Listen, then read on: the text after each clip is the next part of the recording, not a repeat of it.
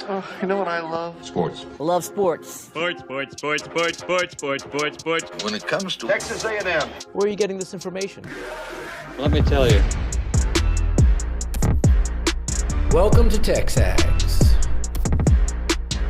It's here. It's time. There's always a buzz in the air when you hit this moment. He is a guy that has gotten better and better and better. He's just got that dog in him. We will develop men. We will graduate players, and we will win championships on the field. I think of him as this hawk. Before long, he's going to be swooping in on those quarterbacks. And they embody what the school is about. It's about getting into hard situations and getting ourselves out. It's about working hard. It's about doing amazing things. And this is a real program. It's not fake. This is a real place. And if you want to be really good at football, this is a really good place to be. You know, if I'm betting on anybody, it's the Aggies.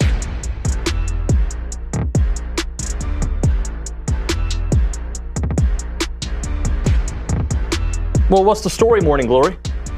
Is there a story? No.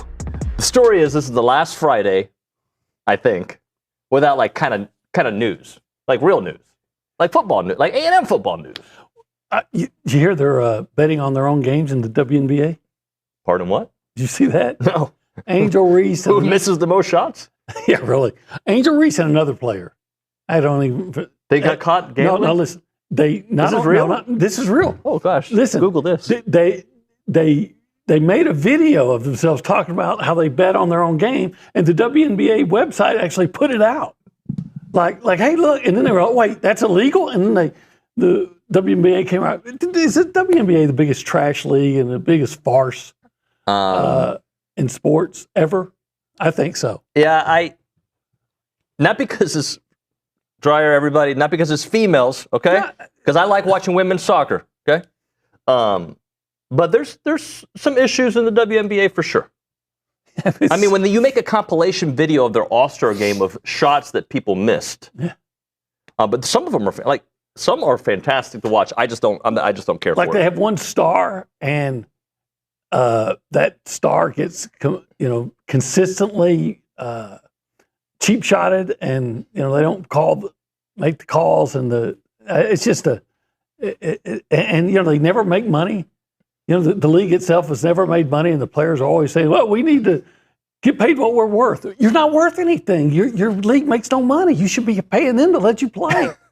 So here's the headline from NBC. Sorry, OB. WNBA deletes video of Paige Bueckers and Angel Reese betting $400 on a game. Right. I heard it was their own game, but it just says on the headline. I'm sure it probably is. Betting each other on game, yeah. And we just had the thing in college football with Brandon Sorsby. Yeah. And oh well. Anyway, so that's the news. I will do more research on the topic before I start giving hot sports takes, but it doesn't look good. Doesn't look good. It does not look good. OB, so as I was saying, this is the last Friday before we get to like next Friday, we will have, I think, 2 practices in the can. At least, and by the way, it's not like that's exhilarating radio talking about practice, right? We're talking about practice, not practice. Game. Thank you, AI. Practice. But at least there's, hey man, I saw Mark Naboo looking great. He's looking like a leader. Oh my gosh, Mark. The slim Noah down McHale, Mark. yeah. Noah McHale making tackles left and right. Like at least we'll have that. Ooh, Will we? Yeah. Are we going to be out there to see that part? We'll see. A little bit. Oh, okay. Yeah. All right. The one thing I noticed, at least the first couple of days to practice, you won't be around, but the practices will be late. Like I think Dryer, am I right? Like 6:45 starts? 6:45, 7:45, and they end at like 9. Yeah, which means 15 minutes of practice for David Nuno. I'm kidding. 12 minutes. Anyway, at least we get. See, that's why I need to have an intern. Why is that? Well, I need to be I'm usually in bed around 9 o'clock. But see, then you know what you do with the interns? You make them do what you don't want to do. 1,000% ask them. Well, I don't have it. Everybody, other people has interns. Okay, well, let's go over what OB's interns would do for you. Why don't I ever have an intern? Just ask for one. Just go to the meetings. What? There's meetings? Yes. Yeah. Sometimes you come. So What would you like your intern to do? I'd be very curious. Well, again, everything I don't want to do, which was basically I want Transcribe. Oh yeah, transcribe the quotes. Yeah. What else? Yeah. Carry your bag around.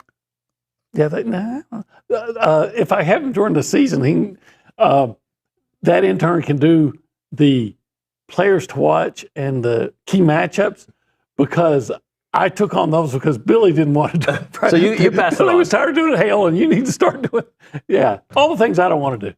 In all honesty, I think you should have an intern. I'm joking. Our goal with our internships, it's a joke, is to hopefully create opportunities for these folks. Yeah, but I don't think that anybody wants my job.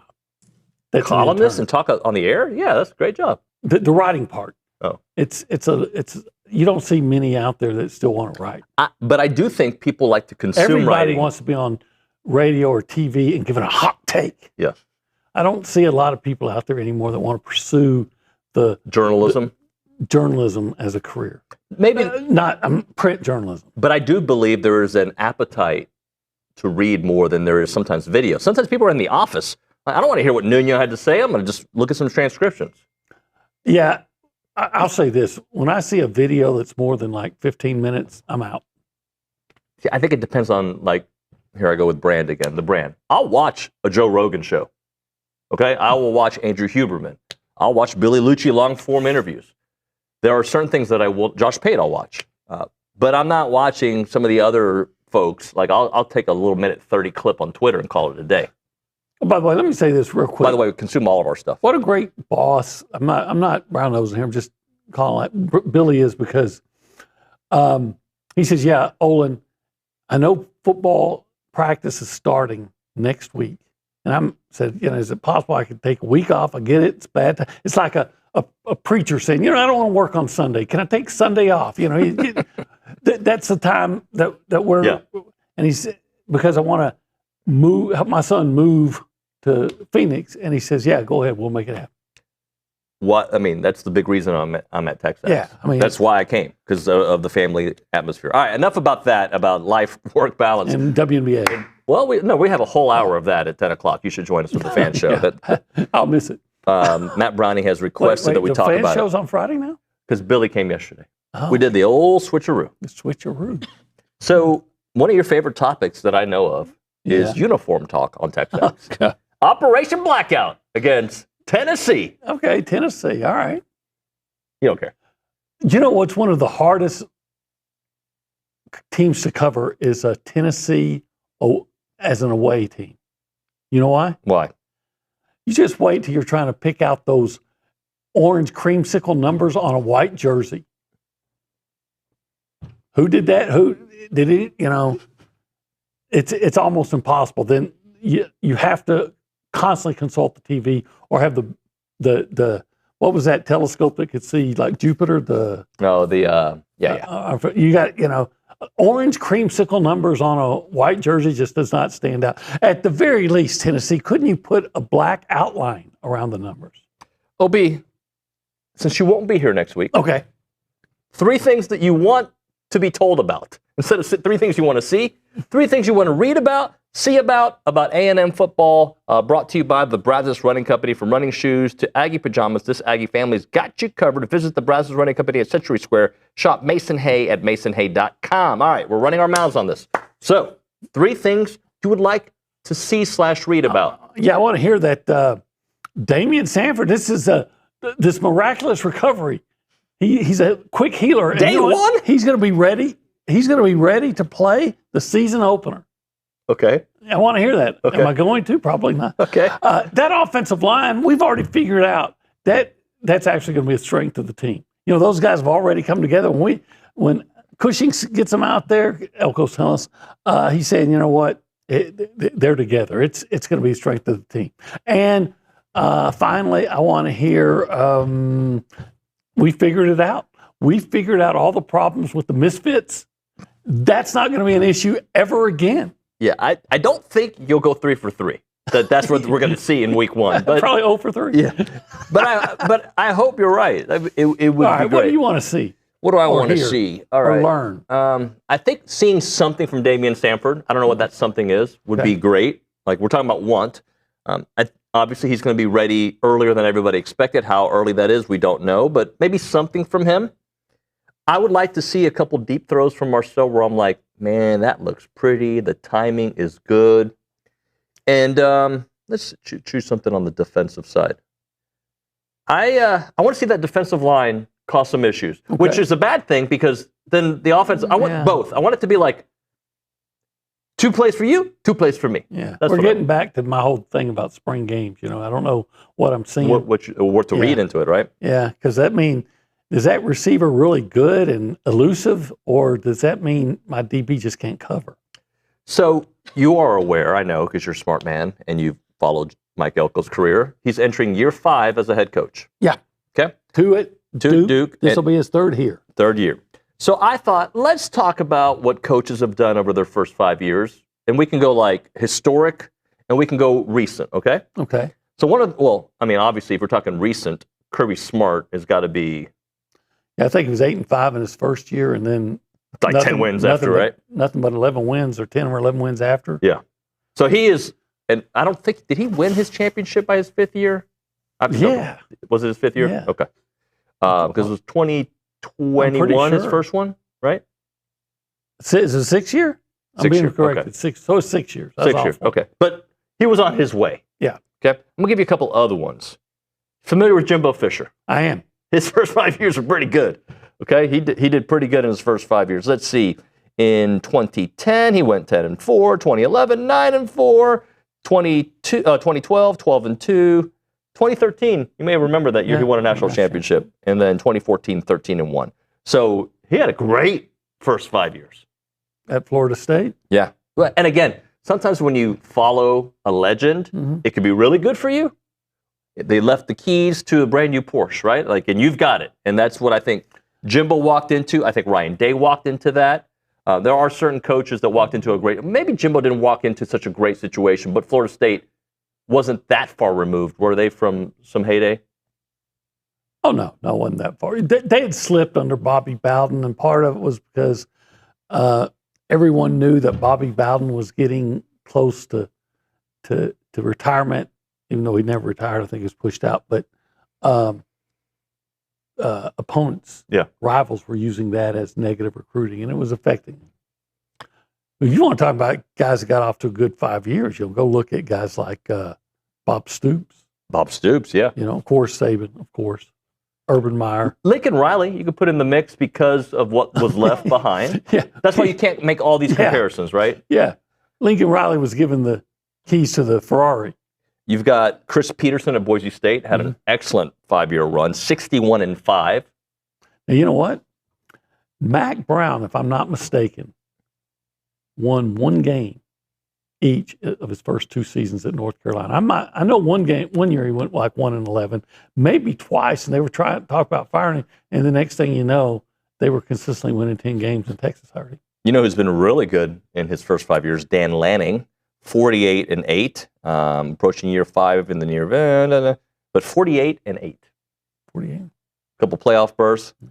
Kalen DeBoer, excellent run, 37-9 in that stretch.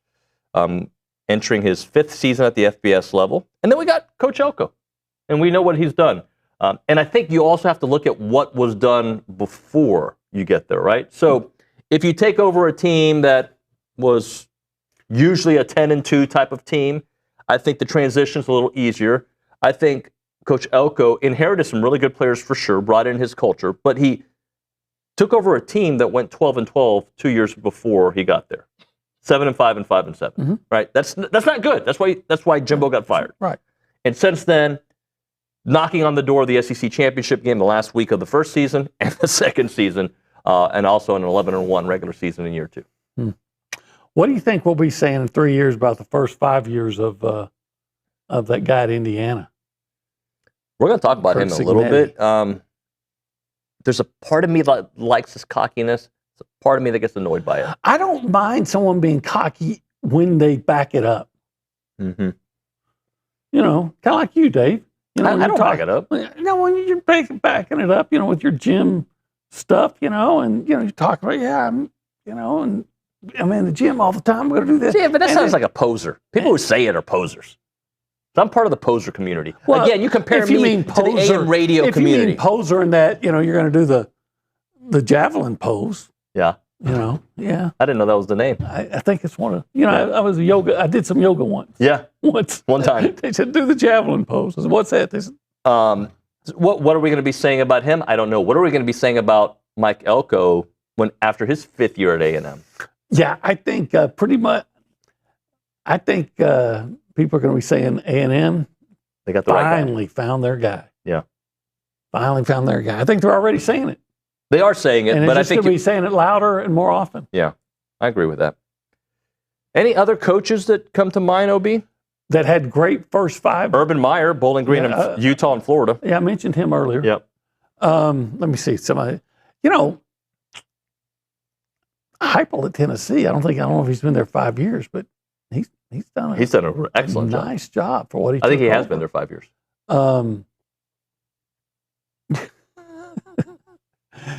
Brian Kelly at Notre Dame, his first fight. He had some clunkers in there. And his time at Cincinnati was pretty good too.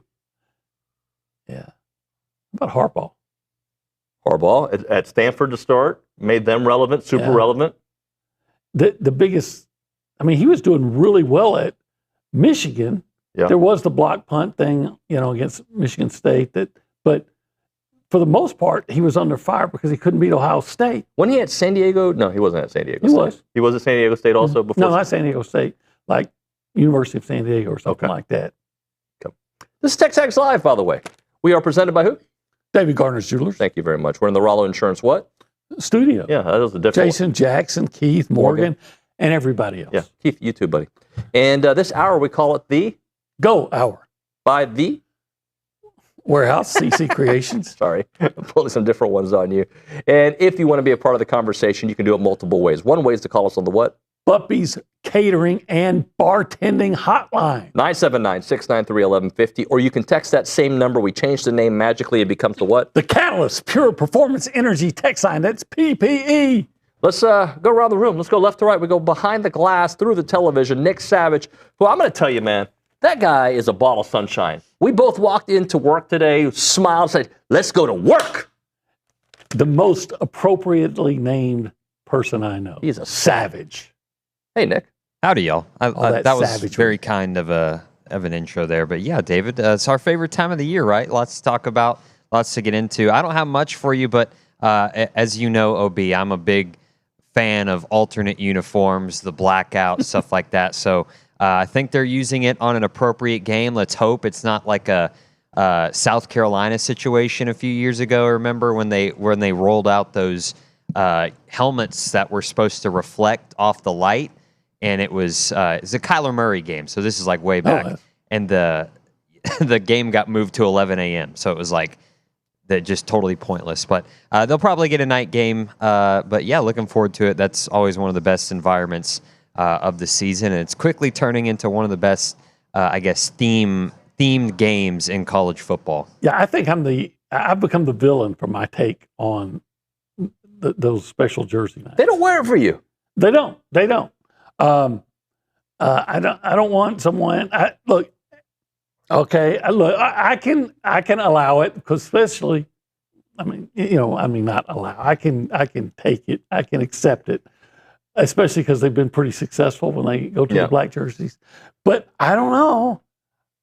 I hear them say maroon and white and all this, the song, So and all this fight. I think it's white, cool. white. No one says, and sometimes black. Or maybe I don't know the whole song. No, there's a remix. Okay. Yeah, there's a remix to it. I don't know how to segue from that. Billy Lucci started this whole TexAgs thing with the maroon and white report, not the maroon and white and once a year black report. Where are we sitting? The Holistic Planning Cool Zone? Yeah. Sorry. But sometimes the warm zone. Once a year, it's the warm zone. We like to make money, right? Yeah, I'd love to make money every day of the year, not just once a year. Oh, gosh. Let's go to the Angry Elephant News and Social Center. Kaylee Dreyer making her return to the She's Social in black. Good morning, guys. Once a year, she shows up in black. No, she probably wears black more than that. Yeah, like every day. What's up? Every day. She's goth. He just called you goth. Just wear black every day. Okay. Well, since y'all are talking about the Blackout game, it is against Tennessee, and Tennessee has only played in Kyle Field one time in 2016 when they lost 45-38 in double overtime. Crazy game. Yeah. A&M should just blow them out. And they made it a game, yeah. Doing Travion, just make sure you got the ball taken care of before you cross the goal line. Yeah. Okay.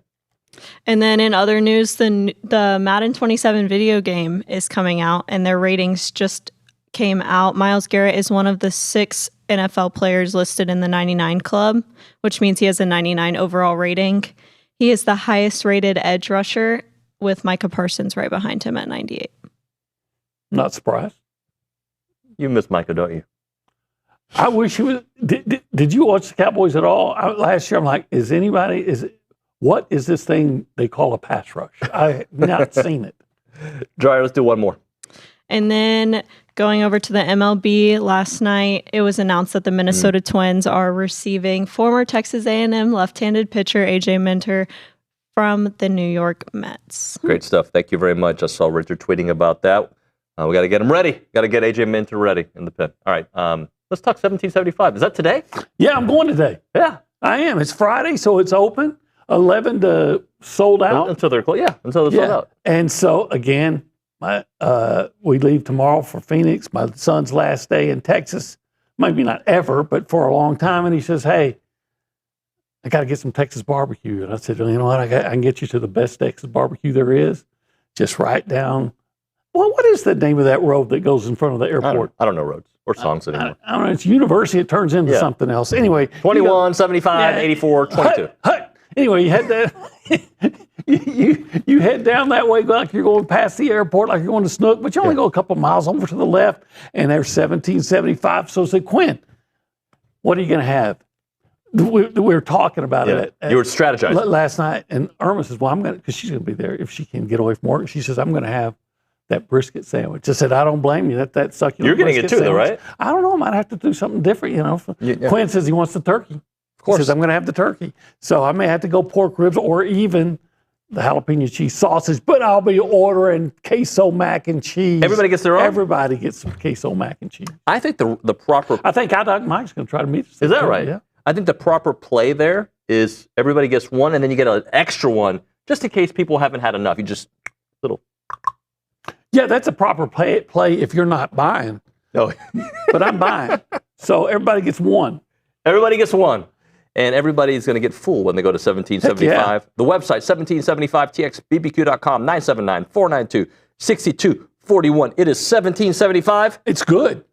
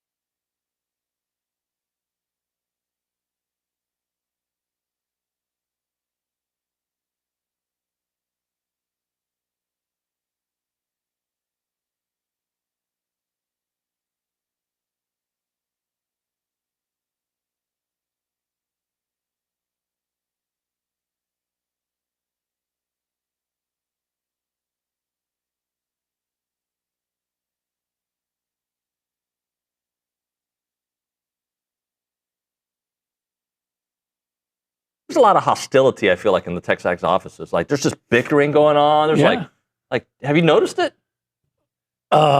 People were saying, go get me coffee. Sit in your chair. Like, my gosh, what are you doing? That sounds like a typical day with Nuno. Yeah. Go get me some coffee. Sit on that chair. What are you doing? So we got a text. No, he's not like that. No.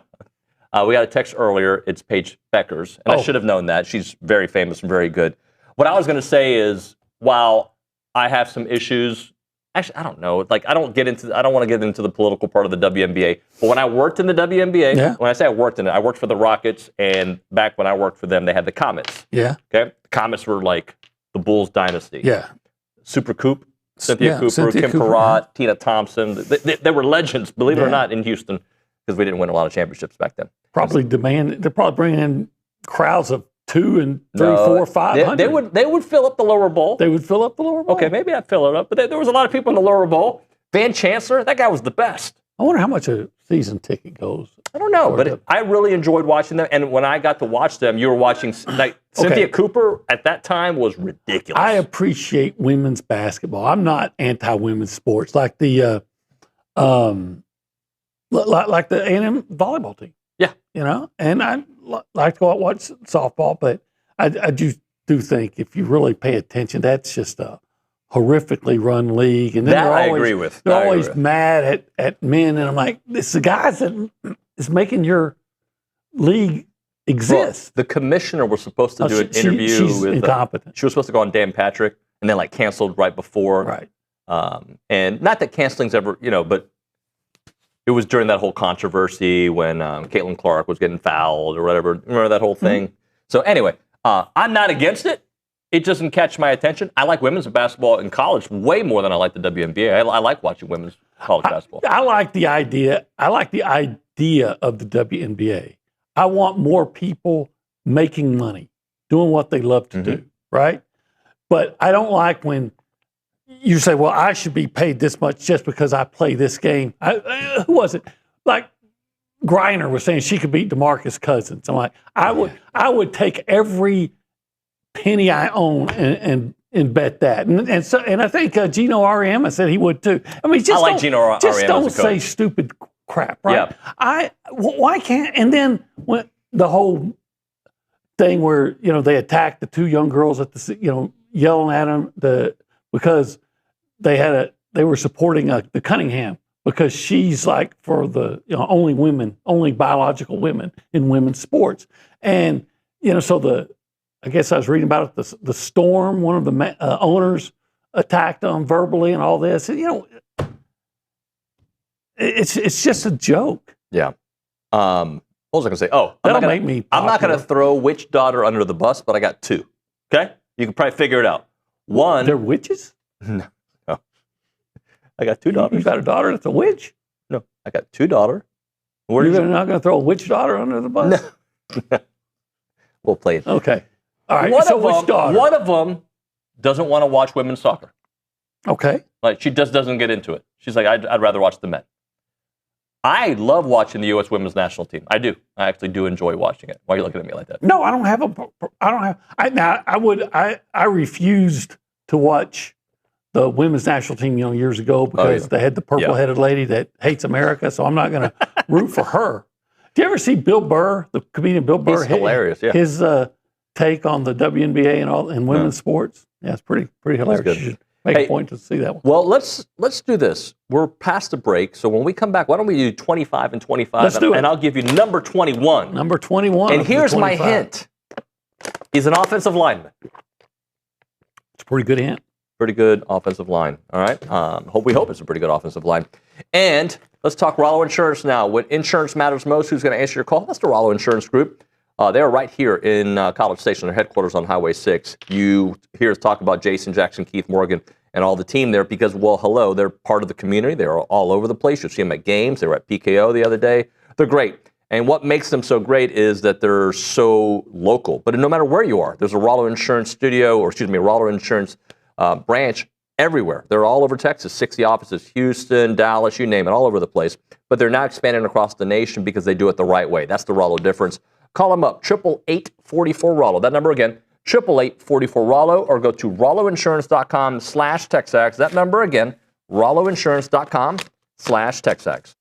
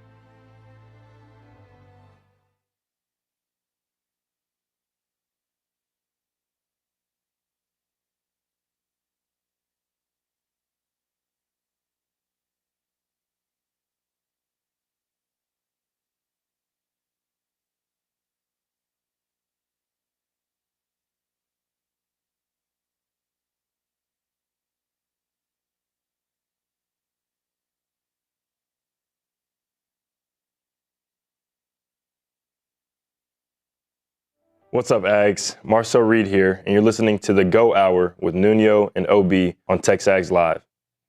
Thank you, Marcel. Marcel's so great. He was here in the office He was here for a little yesterday, bit. yeah.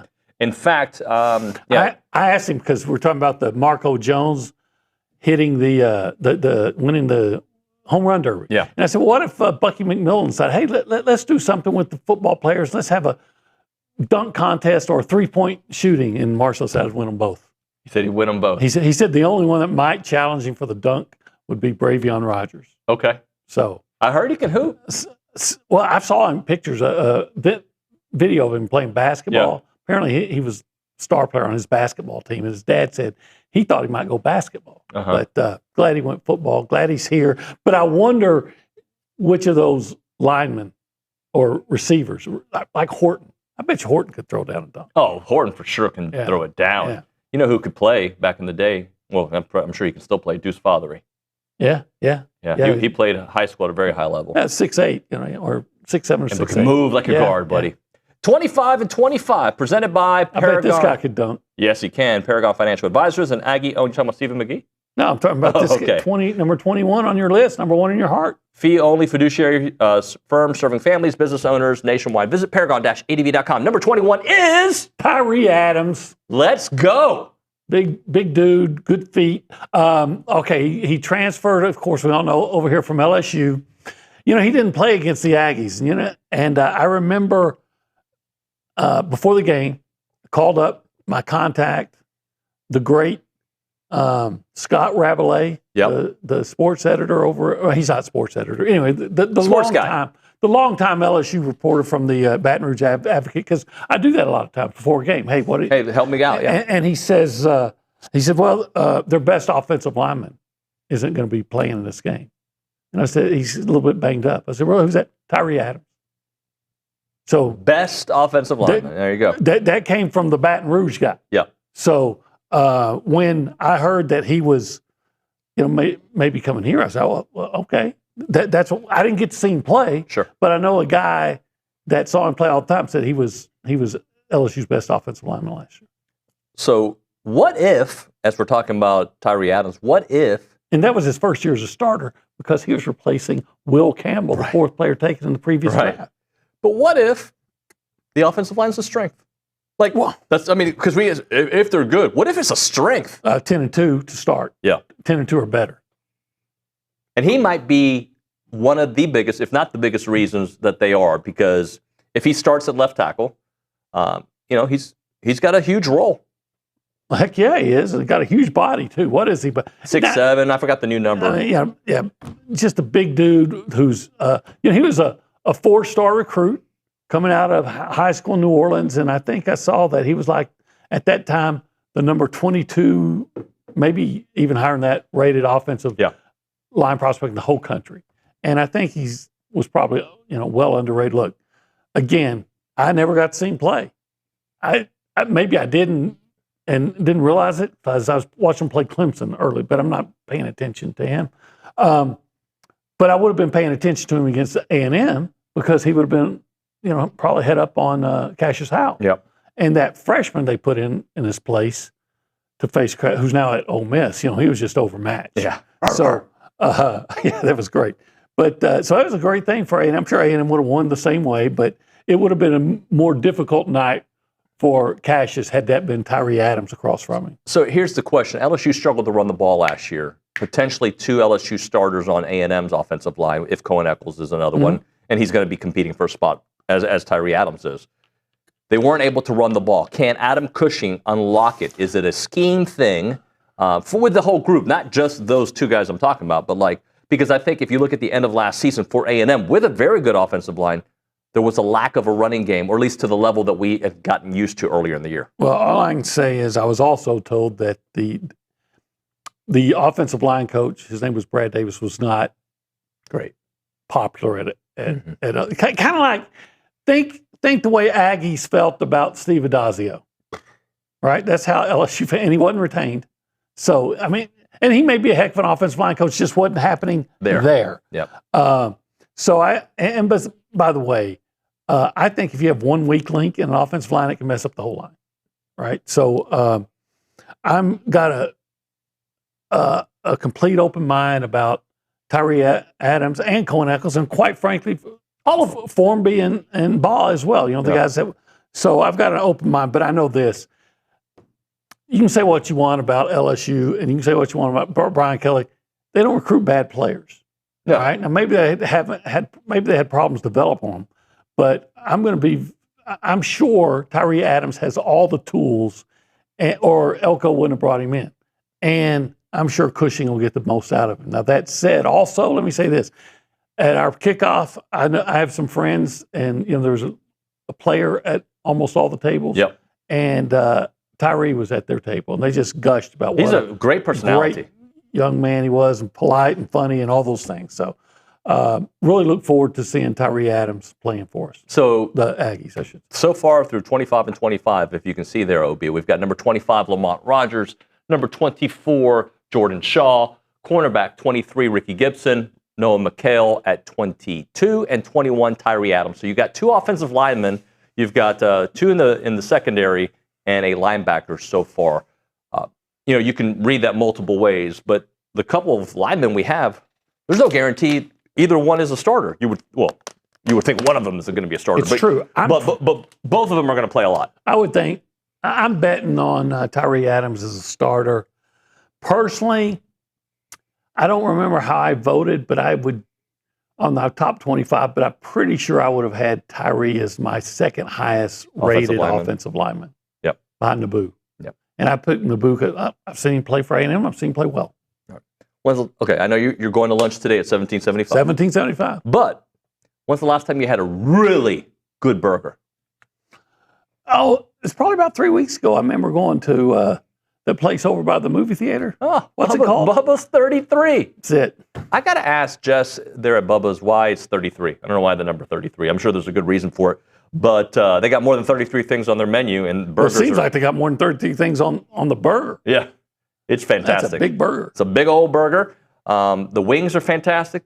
I have not had the pizza yet, but I will get the pizza. I've seen people get it. I haven't had. I always get a burger. The burger's good. I get a burger, and I usually get the wings. So I haven't had the wings or the wings are. I just big. Go for the burger's so good. I get the burger. BAWs. I love big wings. Big ass wings. Yeah, I love those too. Yeah. By the way, they're having a big event today. July 31st. Huh? A big ass event.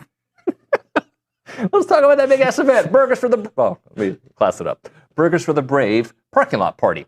Join them for an incredible month of community support for Burgers for the Brave parking lot party. They're going to announce their final fundraising total for Homes for Our Troops. Recognize 2 outstanding local veterans. Enjoy live music, shop with local vendors, and make one final push to support the amazing cause. Bring the whole family. Kids can enjoy face painting, balloon artists, while everyone takes part in an evening of great food, entertainment, and community. Perfect family outing and a chance to make a lasting difference for our nation's hero. Burgers for the Brave at Bubba's 33. I love it. Go check it out.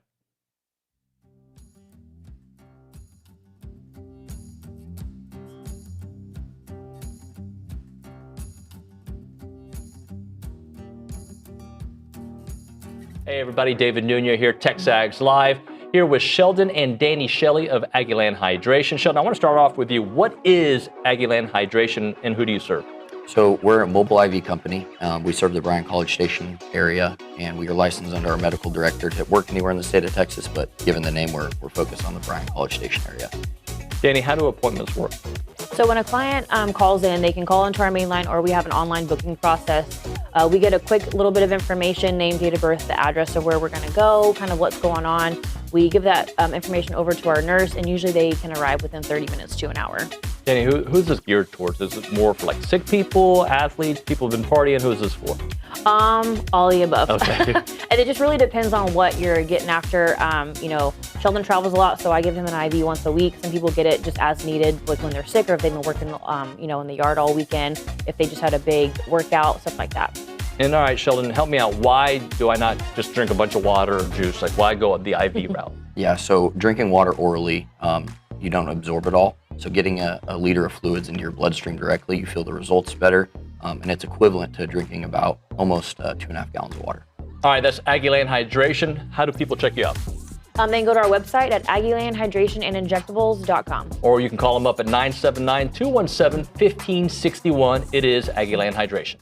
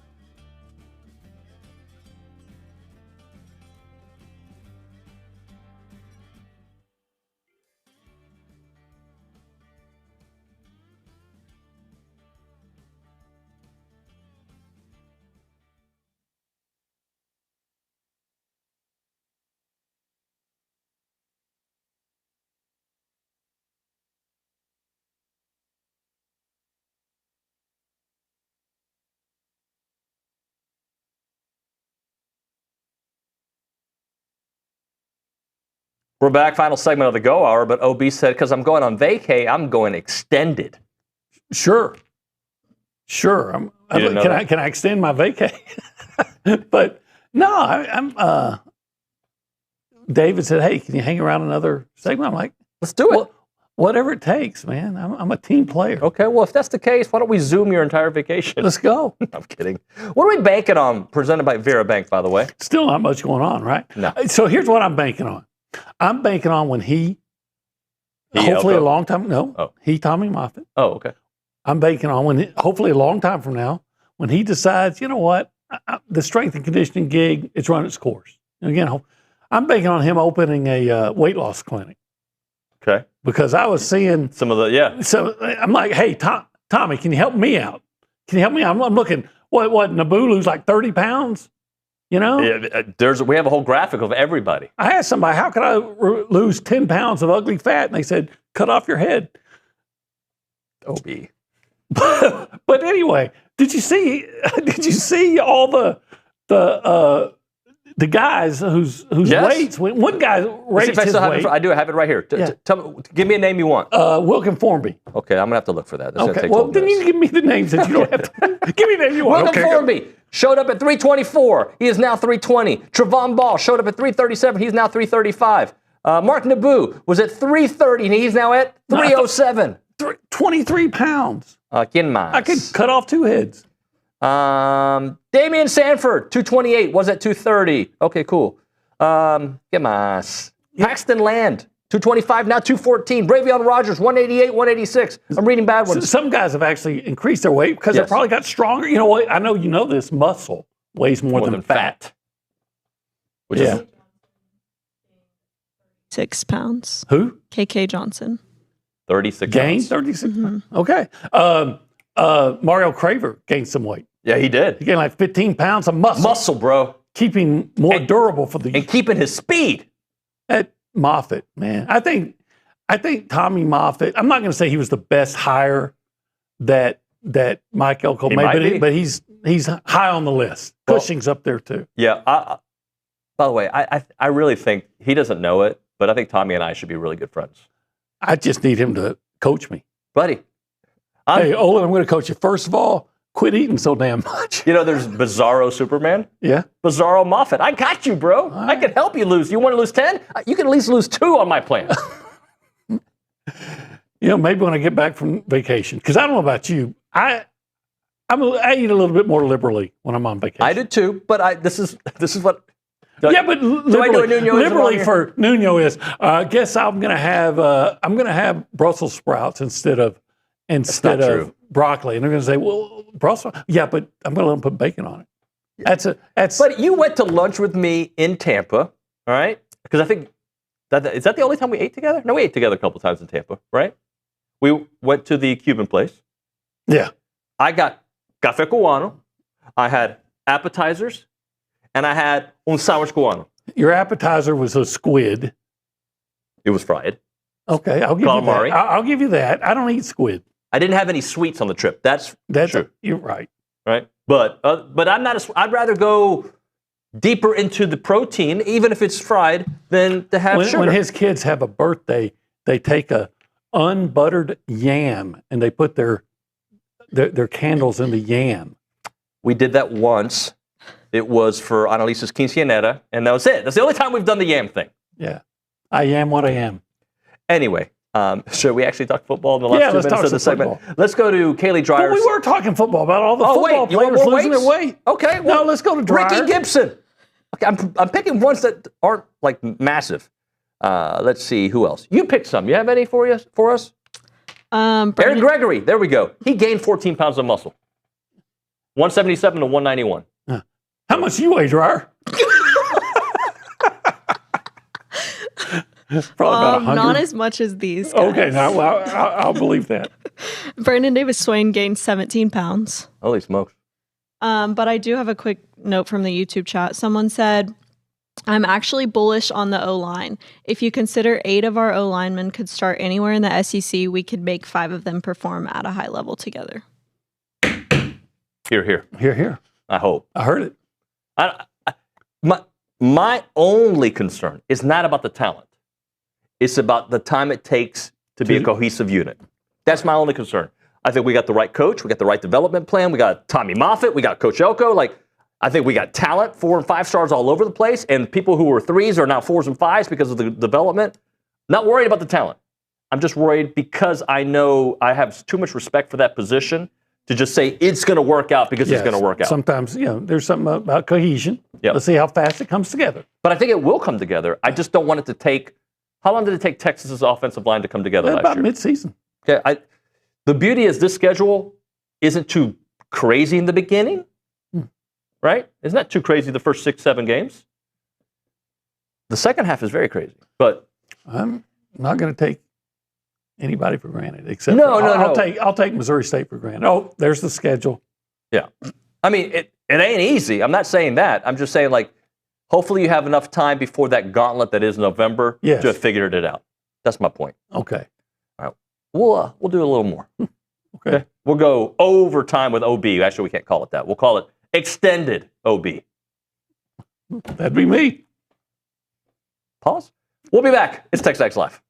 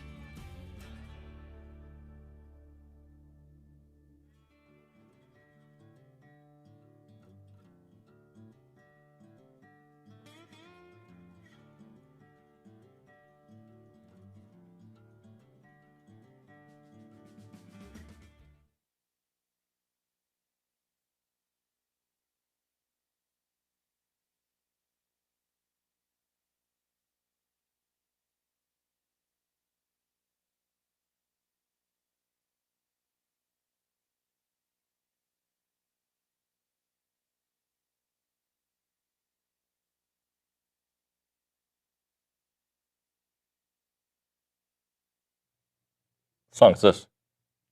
I don't know. Is that Rush? That's Rush. Yeah, it sounds like Geddy Lee. I'm going to rush to change the station. If you're looking for real peace of mind, that's pretty good. Thank you. I know a lot of people love Rush. Sorry. I'm going to get the old people to come after me, and I'm old too. Aggie-owned Paragon Financial Advisors. They're an independent fiduciary serving clients all across Texas. No sales pitches, no commissions, just honest financial planning and investment to help you with your future. Go to paragon-adv.com or give them a call, 979-693-3907 to schedule your free consultation today. It is Paragon Financial Advisors. Integrity, expertise, and trust. Paragon Financial Advisors. OB, I'm going to go to the Catalyst Pure Performance Energy text line. Actually, maybe Kaylee Dreyer can. Comes from PG Ag in King Oaks, sends us a text. One of my favorite people. He's in town often. He's texted the show for years. He's got a comment, and I'm going to respond to the comment. I'd like for you to join me. Okay. He says, I don't think we should overlook Arizona State. 11 a.m. games can be an issue. So, a couple of responses to that. We can do whatever the heck we want because it's not going to. I don't mean that rudely. I'm just saying, like, me overlooking. If A&M is the program I think they are, keyword think. It's not overlooking. A&M should beat Arizona State at home 10 times out of 10. I agree, but you know what he did? First of all, Kenny Dillingham has proven himself to be a really good coach who could put a good competitive team on the field. Now, the players can't overlook. Right. But, am I guaranteeing a win there? Absolutely not. I've even talked about they had a great transfer portal class. Kenny Dillingham, as you mentioned a moment ago, is great. I'm just saying, if there's games that we're going to have questions about, my questions about the Arizona State game are significantly less than going to Tuscaloosa. Okay. That does not mean that you can't lose the Arizona State game or the Kentucky game. Me overlooking anybody doesn't matter. Doesn't matter right. But we should give them respect. And I give them respect.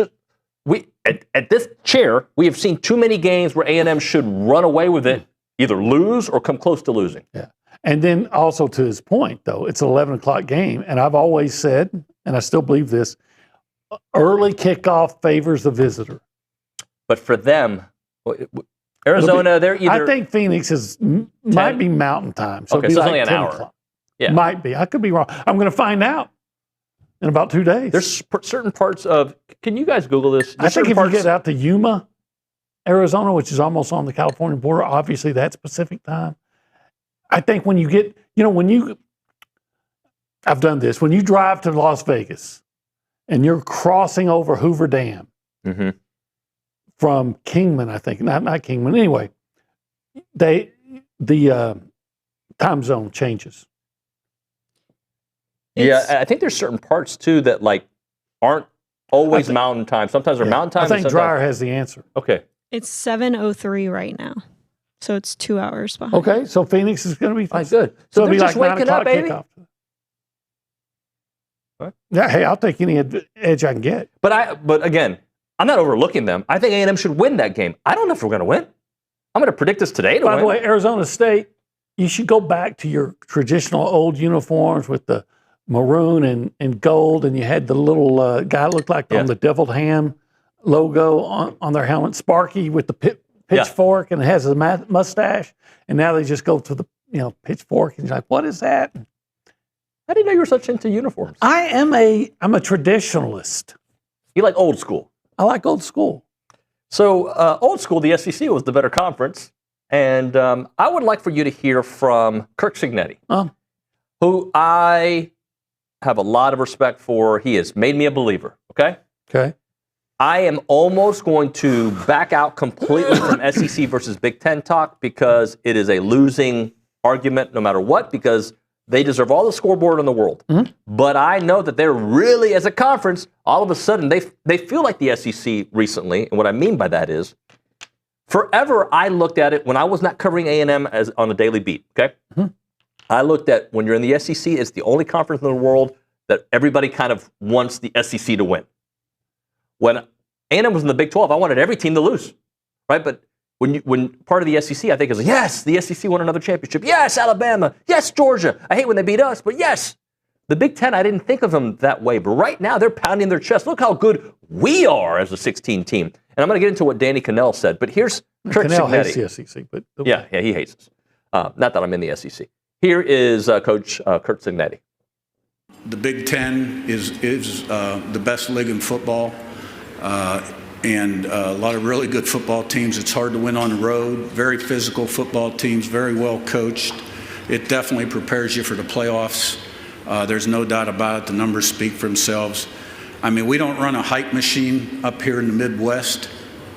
We believe everything's earned, not given. And when we fall short, we say we fell short. We don't cry a river, whine, and complain. All right? And that's why we're the best. Okay, a couple things to that. He knew what he was doing. There's a pause and a look in his eye, like I got a one-liner coming. Like, so maybe I'm misunderstanding. Who's whining and crying? I mean, you can say the SEC, oh, we have a harder schedule. I think it's... I don't think... I told this to Aaron Torres yesterday. I don't think Maryland is beating a 9-win team from the Big Ten. I don't think Maryland is beating Michigan. I just don't. Florida beat Texas last year. I just don't think that happens in the Big Ten. Maybe I'm wrong. But it's almost not worth the battle because you know what? All right, you guys won the national championship. Cool. It's over. Look, I'll say this again. I believe that top to bottom, the SEC is a stronger conference. I still believe that. But also, for a decade, SEC teams, the SEC, were up in people's face. We're better than you, SEC. And the SEC gloated, crowed, bragged, used all those to everybody. And since then, now the Big Ten's won 3 in a row. So the victor goes the spoils. They get to talk. And if you don't like the way they're talking, then do something to shut their mouths. Yeah. But hey, Signetti, I think the SEC won 7 in a row at one time. You still got 4 more to go. Yeah, well, let me ask you this. Let's see. Who's the first-ranked team that they're going to play this year? Let's just kind of go see. Okay, and Indiana. Indiana? Okay, because I think there's something to be said. They start off with North Texas. They get Howard, Western Kentucky, Northwestern, Rutgers, Nebraska. Maybe Nebraska's? Maybe. So we're at mid-season. Every year we're told, now this is going to be the year that Nebraska's going to be back. So we're at mid-season, and they haven't played, in my opinion, anybody. Right. Then they get Ohio State. It's a big game. They get Michigan. That's a big game. It's a big. I'll give them that. It's not Harbaugh's Michigan, but okay. But it's a big game. Indiana then takes on Minnesota. Sorry, that's not a game. Sometimes Minnesota, every now and then, they're rowing their boat and they get pretty good for a while, but and typically always falter back to mediocrity. Okay. I can say the same thing about Arkansas. Every once in a while, okay, it's been a while, but every once in a while, Arkansas, USC, I'll give them that one. Washington, and they end with Purdue. Sorry, and by the way, they deserve all the credit in the world because however they do it, it's working. Okay? Well, he was talking about how hard it was to win on the road in the Big Ten. They beat Maryland 55-10 on the road. They beat Purdue 56-3 on the road. Now they had some close games too. Iowa 20-15. I just think that look, they've had the best teams. Big Ten, salute. You've had the best teams for 3 years. But to David's point, when you start getting a little bit further down the ladder, the rungs are farther apart. Well, this is what Danny Cannell says, and I know you're going to have a retort. Cannell. Okay, your boy. Boy! And by the way, who's before we get to Cannell, I'm sorry. Isn't Signetti doing the hype machine there? Yeah. He's doing the hype machine. So we don't have a hype machine in the Midwest, except I'm doing a hype machine. I'm doing a rap battle on stage right now. But he also said, "I'm a winner. I win. Google me." And I've Googled him. His resume is pretty good. Pretty good. He hasn't updated his LinkedIn recently, but it's pretty good. Danny Cannell. Boy, have the SEC harped on a 9-game conference schedule like it's harder than any NFL schedule. The Big Ten's been sitting there thinking, we've been doing this already. What's the big deal? Well, the big deal is, like we just said, there are more good teams in the SEC. You could have made a really strong case for Texas and Vanderbilt getting in the playoff last year. Missouri wasn't that far off. Once you got past the 3 or 4 of the Big Ten, the bottom falls out. Because Michigan, USC, really? The USC team that says, no, we're not going to play Notre Dame anymore because it's too hard.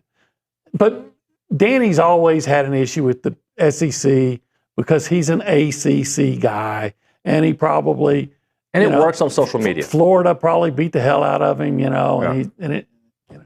Look, he was and the SEC never said our schedule's 9 game tougher than the NFL. I know he's exaggerating, but by the way, he sucked as a quarterback. All right, I've used A&M in this example before, but pick Oklahoma, pick Texas, and give them the Indiana schedule. Well, they probably would have been very, very similar. 10-2-ish. Yeah, probably. I mean, Texas was 9-3. Yeah, I would say Indiana might have had a loss had they played in the SEC because I always say it's the week-to-week grind. I'm looking at their schedule last year. Indiana, Old Dominion, okay. Kennesaw State, okay. Indiana State, and then they played Illinois. I bet on Illinois. I missed a 3-team playoff, but I only missed it by about 53 points. Iowa, they beat Iowa. I know Iowa's number 17. Would you be scared of ever playing Iowa? No. I mean, scared, no. I mean, I respect them. They can't score. You know? They can definitely beat you, but... They're like Luke Evangelist in a singles bar. They can't score. Michigan State's terrible. UCLA was god-awful. Did you like that one? Yeah, I did. I had to follow up, but I was like, not over here. Wisconsin? Well, I mean, that ain't Barry Alvarez. It's not even Brett Bielema. It's not even Brett. Yeah. So let me ask you this, Obi. Here's just a question. And again, there are two different arguments happening here. The best team in the country, the Big Ten has produced the best team in the country 3 straight years. Yes, they have. No argument. None. They deserve that. You get to talk. Now, it is called coping what the SEC is doing, but the reality is it is a harder grind. Let me ask you this. Is the worst 3 or 4 teams in the Big Ten from last year or the year before, okay? And Dreyer, if you can, look up the Big Ten standings from last year and just pick a few of them. Are they known for home field advantage the way going to the Swamp is? Are they known for the home field advantage like going to Arkansas?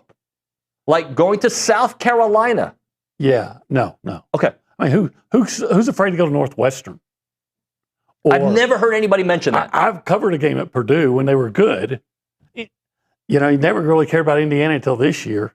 But they're not known for it's not. They don't say, "Oh man, winning on the road in the Big Ten is hard." I've never heard that statement. You just don't venture into East Lansing, Michigan. Yeah, you don't. Now I've never been there, but I hear Iowa City, Iowa is a great game day atmosphere. I'm sure there's great game day atmospheres in the ACC, the Big 12, the old Pac-12, the new Pac-12, whatever. I'm sure of it. But the SEC, Homer admitted, all of them. Maybe not Missouri. Not Vanderbilt. And Missouri would rather be in the Big Ten. Okay, so there's 2. And Vanderbilt may be different now that they're good. When I lived there, nobody from Tennessee went to Vanderbilt. You met somebody from Vanderbilt, they were from somewhere else. Happy Valley, incredible home field atmosphere. Yeah, once you get there. Ann Arbor, incredible, right? Ohio State. Ann Arbor's a lot like Texas. There's a lot of them there. They're not very into it. But when we went to Texas in November, they're playing A&M. I thought that fourth quarter was pretty. Yeah. It was legit. They're playing A&M. So I got to give them the credit from what I've seen. When they're playing Oklahoma, but I covered Texas. I'm telling you. Yeah, it's a wine and cheese crowd. Yeah, you have some of those bad teams in the. Sorry, I don't know why I left. Big Ten. Yes. So Purdue was 0-9. They were last in the Big Ten last year. Is that good? That's why they call them Perdon't. Who else? Maryland was pretty awful. I've never heard anybody say the Terrapins like that. That place, watch out. You never know. Unless they're playing Texas. Oh, this is a good point. Michigan State as well. Now, Michigan State during their day. Yeah, I mean, Michigan State had been kind of like A&M. Yeah. Like, hey, they're going to jump up and have a good year, but then they're going to slide right back down to where they were. And have they been good since D'Antonio retired? I don't think so. They haven't. Wisconsin. Wisconsin during their run was very good. But they've been bad the last 4 or 5 years. I would say that's probably not an easy atmosphere, though, I would assume. I've never been. I don't know. I'm not ever going to get – look, a bunch of, people having a good time, great. But going to Wisconsin, which I'd love to see a game at Camp Randall, I'd love to. But, when your big thing about your team is, hey, they sing jump around. That doesn't really scare me. You like to jump, don't you? I like to jump around. Yeah, you're a jumper up. I'm more of a Van Halen jump than I don't know who did jump around. House of Pain. It's not a House of Pain either. Yeah. It's Camp Randall. So, look, let's settle it like this, okay? All right, let's settle it. There's nothing to settle. Big Ten, you've won. Great, congrats. But I still think the schedule's harder. It is. This is my last comparison. Do you remember, and you followed the NBA at one point in your life, right? A little bit? Yeah, back in the 80s, 90s, yeah. Okay. Let's go I was early 2000s to maybe late 90s through early 2010, 15, okay? Okay. The Western Conference was ridiculous. Yeah. Okay? 1 through 8 seed, you'd have 50-win teams across. Right. It was a grind. It's a grind. Okay? In the East, you had 2 good teams. Yeah. Whoever LeBron was on and the Celtics or whoever, the Miami Heat, it was not so when LeBron, I'm sorry for making this a LeBron thing, LeBron made all these finals, his journey to the finals, credit for him getting there, was not the same as what the Spurs were going through, what a lot of the teams in the West were going through. It's true. When LeBron wins and the Celtics win and the Miami Heat win, they all deserve their credit. Not taking that away.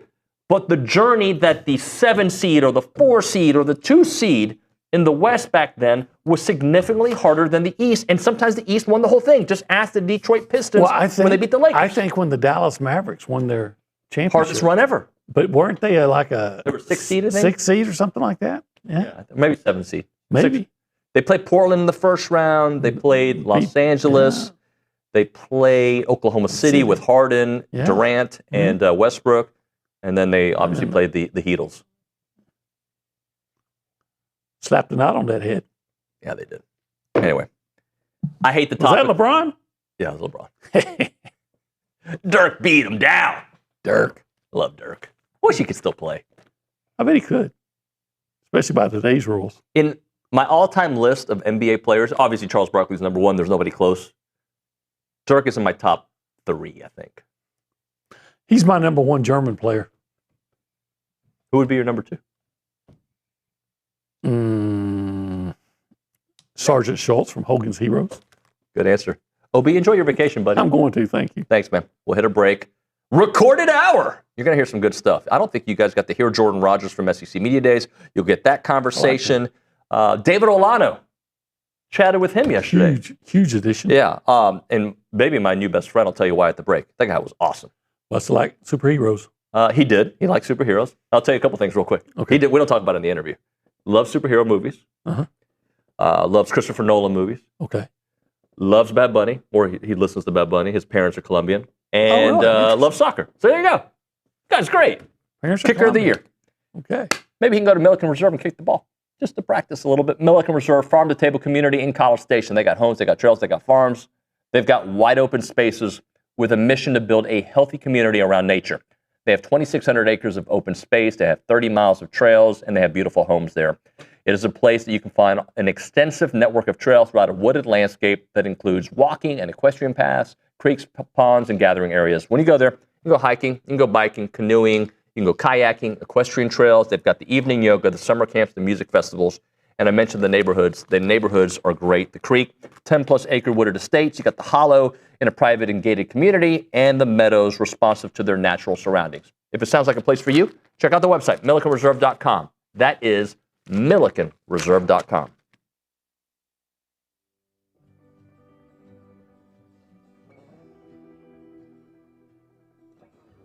Hey everyone, David Nuno here of TexAgs Live. I want to introduce you to the team at Holistic Planning. Got Jason Barber here, Taylor Pankratz, and also Paul Meredith. Jason, I want to start off with you. What really sets Holistic Planning apart from the others? Yeah, so what makes us different is most financial advisors stop at investment management. On the other hand, Holistic Planning, we manage investments, taxes, and estate planning all on one team, all underneath one roof. Now, Taylor, when everything is coordinated like that, it really helps the bottom line, doesn't it? It really does. When your investments and taxes are working together, you stop leaving money on the table and keep more of what's yours. Paul, Holistic Planning is trying to expand as well. That's true. We just opened our Houston office, and we're looking for people who feel like their advisor isn't seeing the full picture, because that's exactly what we fix. And Jason, there's other opportunities beyond that. Definitely. If you're a financial advisor and you want to join the Holistic Planning team, we're looking to add 50 teams in the next 5 to 10 years. So check out holisticplanning.com/advisors. All right, so if you want a team that actually coordinates everything, go to holisticplanning.com. Aggies, this one is worth it. I wish I had Olin here for it because he loves energy drinks. Catalyst Citrus Spark. This is one of the new flavors out there. Whether you're grinding through workouts, cramming for a test, or closing in on a deal, or getting ready for TexAgs Live, you never know, right? Fast becoming the go-to fuel for Aggies everywhere. Zero sugar, I'm all in for that. Or synthetic sweeteners, no artificial colors or flavors. Catalyst delivers clean, high-performance energy with smooth, crisp taste that is never syrupy, designed for both health and hustle. You want to get going? You use this Catalyst right here. It's about pure energy and pure results. And what sets them apart? Packed with premium nootropics blended to boost focus, clarity, and mental stamina. I need this. I'm in, guys. I'm in. Plus, with plant-based caffeine, vitamin B12, B6, Catalyst supports metabolism and energy production, making it more than a drink. It's your lifestyle training partner. Built for competitors on the field, Catalyst fuels strength, focus, and pure results. Buy now at drinkcatalyst.com. That is drinkcatalyst.com. Train harder, think sharper, pure results. It's Catalyst.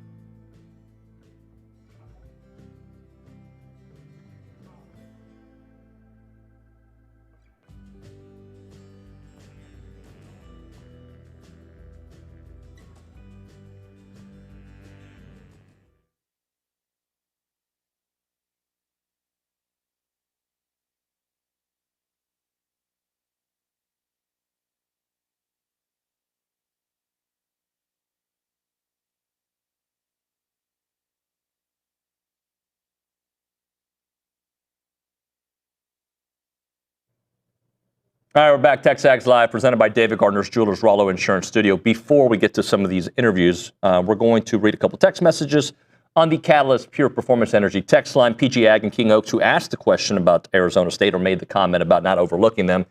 He is listening from Greece. So, yes, loyal listener. Thank you, PG Ag. Got to get you here in the studio at some point.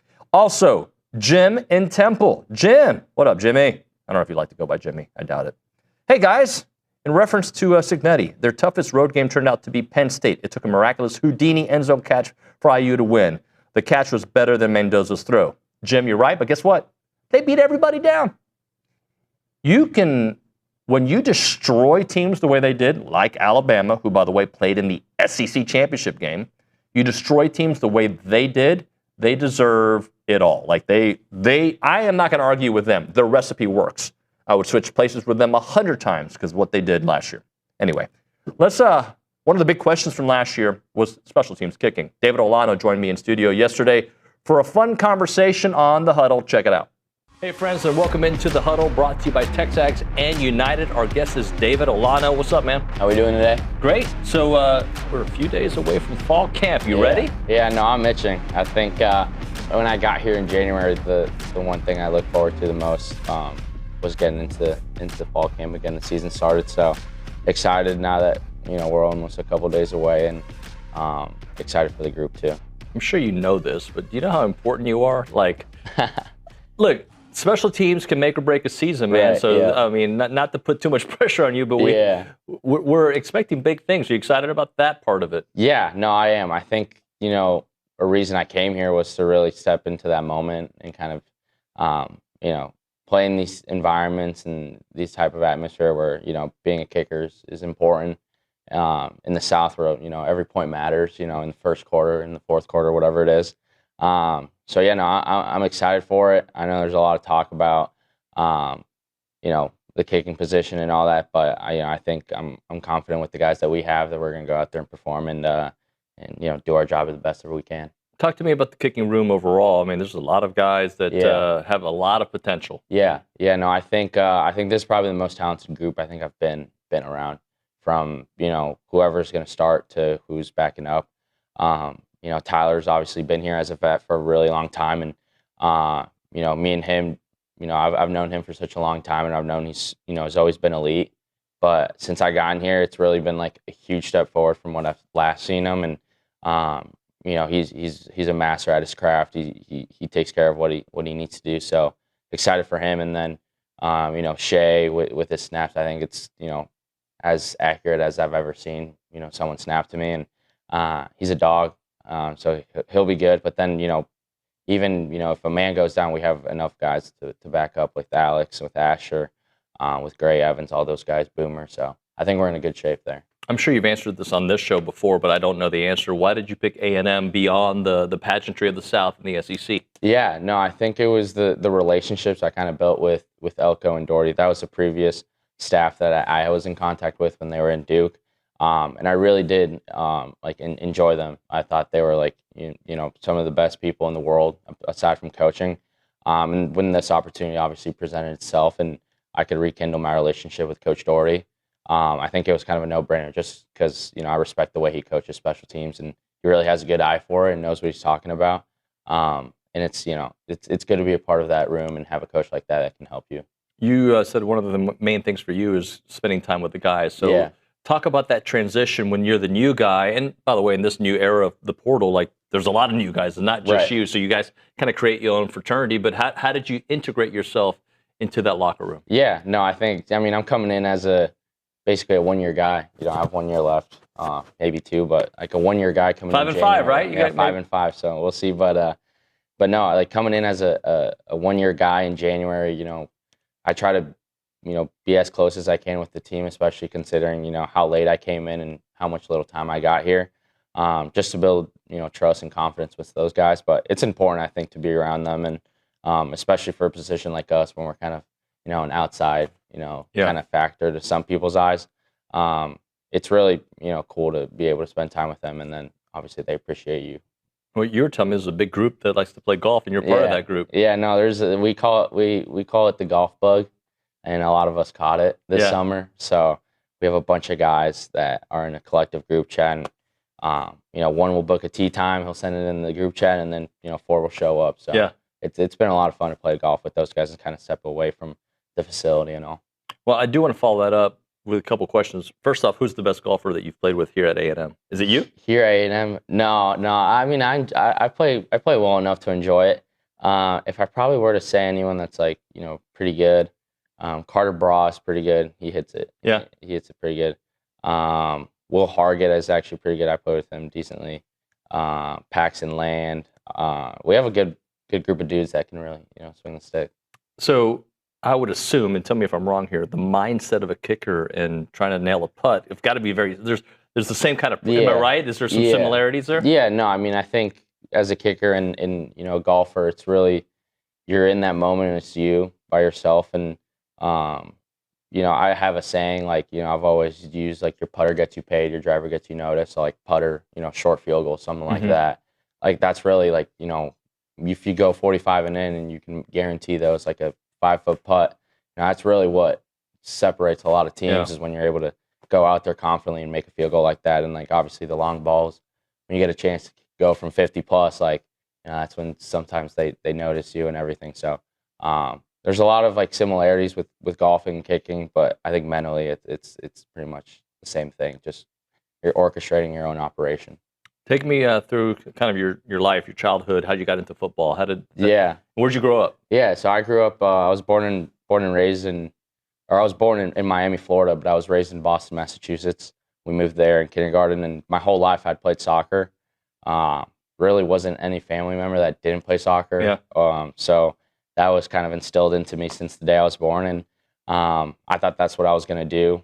We moved to Naperville, Illinois when I was going into my 7th grade year, and then still played soccer. Chicago's big for soccer too, right? They're pretty good, yeah. My high school I went to, Naperville North, was pretty successful, actually, winning state, 3 out of 4 times in the last 5 years. When I got there, it was pretty cool, and played soccer my whole life, and then up until my sophomore year, I kind of didn't want to play anymore. I kind of started falling out of love with it.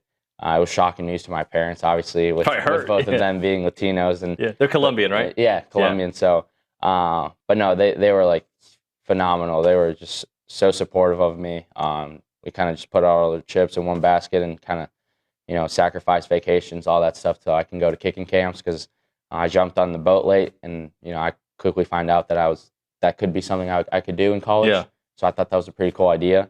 And yeah, I joined the football team kind of with my best friends kind of telling me to. I wasn't gifted enough to go play baseball or basketball, because that's a varsity cut sport, but football was no cut.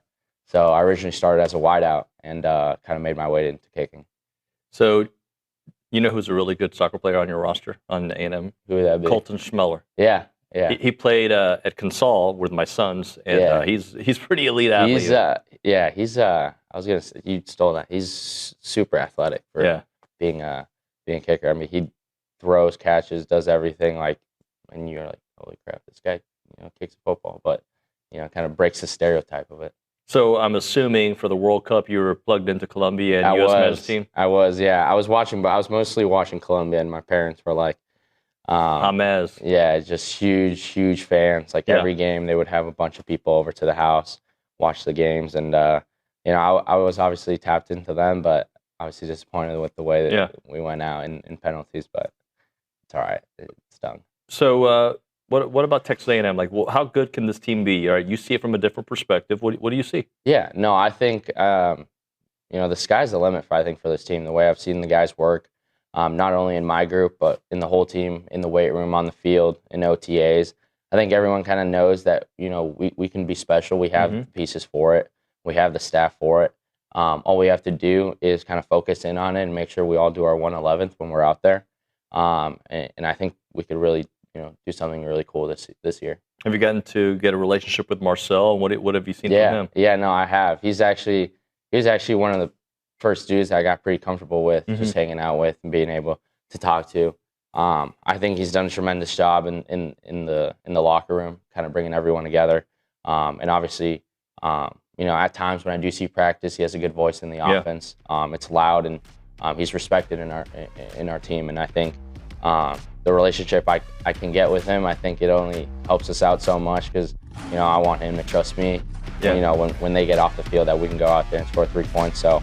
It's been a blessing to get to know one of those guys, and he's been great for our team. David, appreciate it, man. Awesome. Thanks so much. Thank you. David Olano here on The Huddle on TexAgs. I enjoyed that conversation with David Olano. Right now, a moment for Caldwell Country Chevrolet, Highway 21 in Caldwell, online, CaldwellCountryChevrolet.com. There's car buying, and then there's car buying at Caldwell Country Chevrolet, and it's second to none. I'm so happy to have purchased a vehicle there when we bought our Tahoe. That's where we went.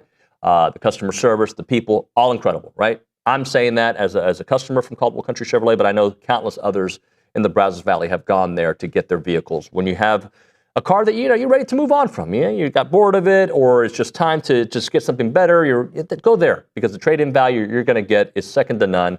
again, with that great customer service and incredible pricing. That's why you go to Caldwell Country Chevrolet. It's about a 15-minute drive, the edge of Bryan, to the beginnings of Caldwell. A short conversation away, but you'll see the difference when you step on the lot and do business with the good people at Caldwell Country Chevrolet. Highway 21 in Caldwell. Online, CaldwellCountryChevrolet.com.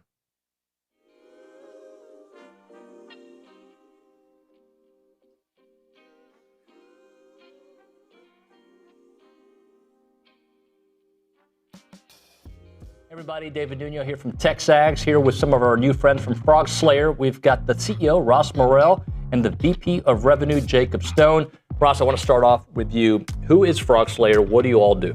Yeah, Frog Slayer is a custom software, AI and automation company. We're based here in College Station. We've got about 50 employees right here, almost all Aggies.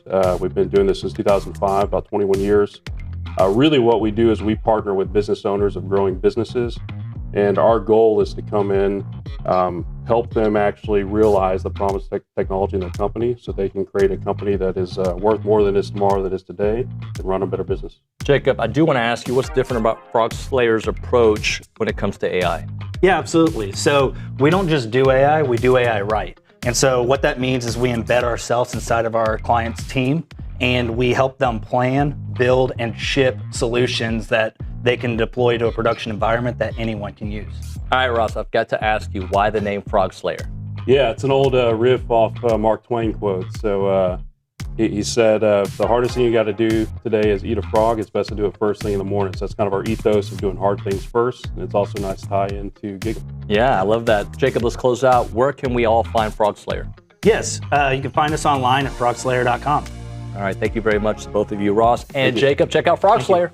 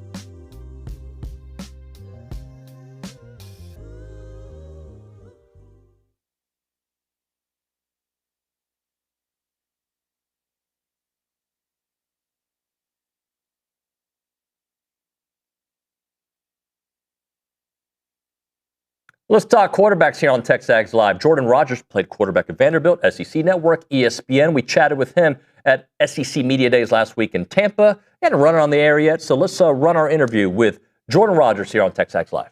We're back here on Digital Road. David Nuno, Billy Lucci, and Jordan Rogers join us, friend of the show. What's up, man? My favorite stop every year, and I'm not just saying that. Or am I? But I don't know. I trust him. I trust him. Congrats, by the way. I'm excited for you. Appreciate it. We were debating. I was like, man, we're not going to see him as much in College Station. I said, well, maybe A&M will warrant that. And hey, playoffs. Hey, don't sell yourself short. We'll be there. That is the big question: is can A&M get back? That's one of the big ones. Yeah. I feel like we could say that about. I feel like there's about a half dozen teams that are kind of on that playoff or not line. I put 5 teams in a category of, like, these teams have rosters to compete for a national championship. And A&M's obviously one of those. When I would look at A&M, and I did a deep dive on Marcel Reed the last couple weeks, his only issues are between the ears. And I don't mean that he's physically as gifted as anybody. I mean, he is an unbelievable athlete. I think he has improved as a passer as well when he needs to be. I start to diagnose his interceptions, and especially in the red zone last year, he had 5 interceptions from the 21-yard line. 2 of them are at the 21-yard line. Yeah. So I count that as the red zone. 3 of them were to defenders not in primary coverage. And you see that come up in his multiple interception games as well. Why? Staring things down. Yeah. So he between the ears, he needs to start to process and move on from things a little bit better. And you do that as the longer you're in a system and the more comfortable you get, the more that occurs. But I don't look at his game and go, man, he's got to change X, Y, and Z. He's got to do it. It's just, man, get off that route. Mm-hmm. If you move on there, you're fine. Yeah. And you'd rather have that than, oh, man, he's got to fix his motion, or, man, he can't make this throw, or he's not an athlete. How do we do? He's got everything you need. Between the ears, if he takes a step, it's going to be a really good football team. You're thinking of Miami, LSU, and Texas as those 3 that were picked off by the non-primaries. Yes, yeah. Red zone, big moments. Red zone pick against Florida. And I mean it. And one at the goal line against, who was that against? South Carolina was one in the end zone too. Yeah, there was, yeah. Yeah. I was going to ask you this. Like, I heard him say this. I've heard this a lot during the offseason, and they were talking about getting him outside the pocket more.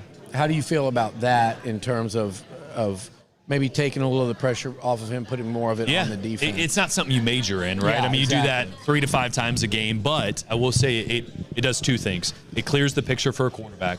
It allows him to be a dual threat immediately. So as soon as you do that, as soon as you put that on tape, defensive coaches hate it because now you get a rep. You got to rep some version of that in every period you have on defense, whether they did it 15 times or 3 times.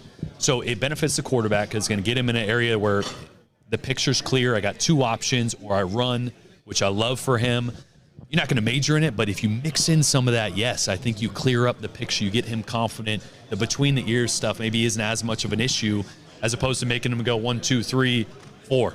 Yeah. You know, sometimes the more you can take some of those off his plate, the better everybody's going to be. Jordan, how much of his issues at the end of the year last year were due to the fact that they couldn't run the ball as effectively as they did earlier on? Doesn't help. Doesn't help at all. Yeah. And, I mean, offensive line-wise, you guys know better than me. Like, that group is going to be so important because of who they're missing, not just for Marcel, because his ability to run scares teams from pressuring them a little bit. They got to be able to run the football to open up those explosive plays, especially without KC.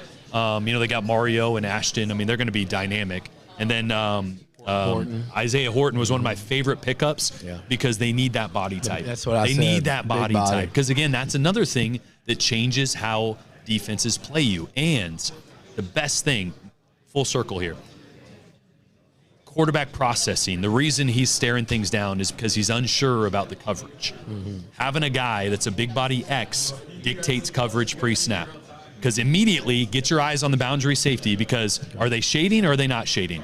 It's going to tell you, are they helping or are they not helping? Yeah. Zone or man, boom, right away, right? So you start to, now I had a better idea pre-snap. Mm-hmm. I know where my eyes should be post-snap. Now he's going to start processing better. And it just takes one guy to dictate. It forces a defense to have to show something pre-snap, at least a few times, not every time.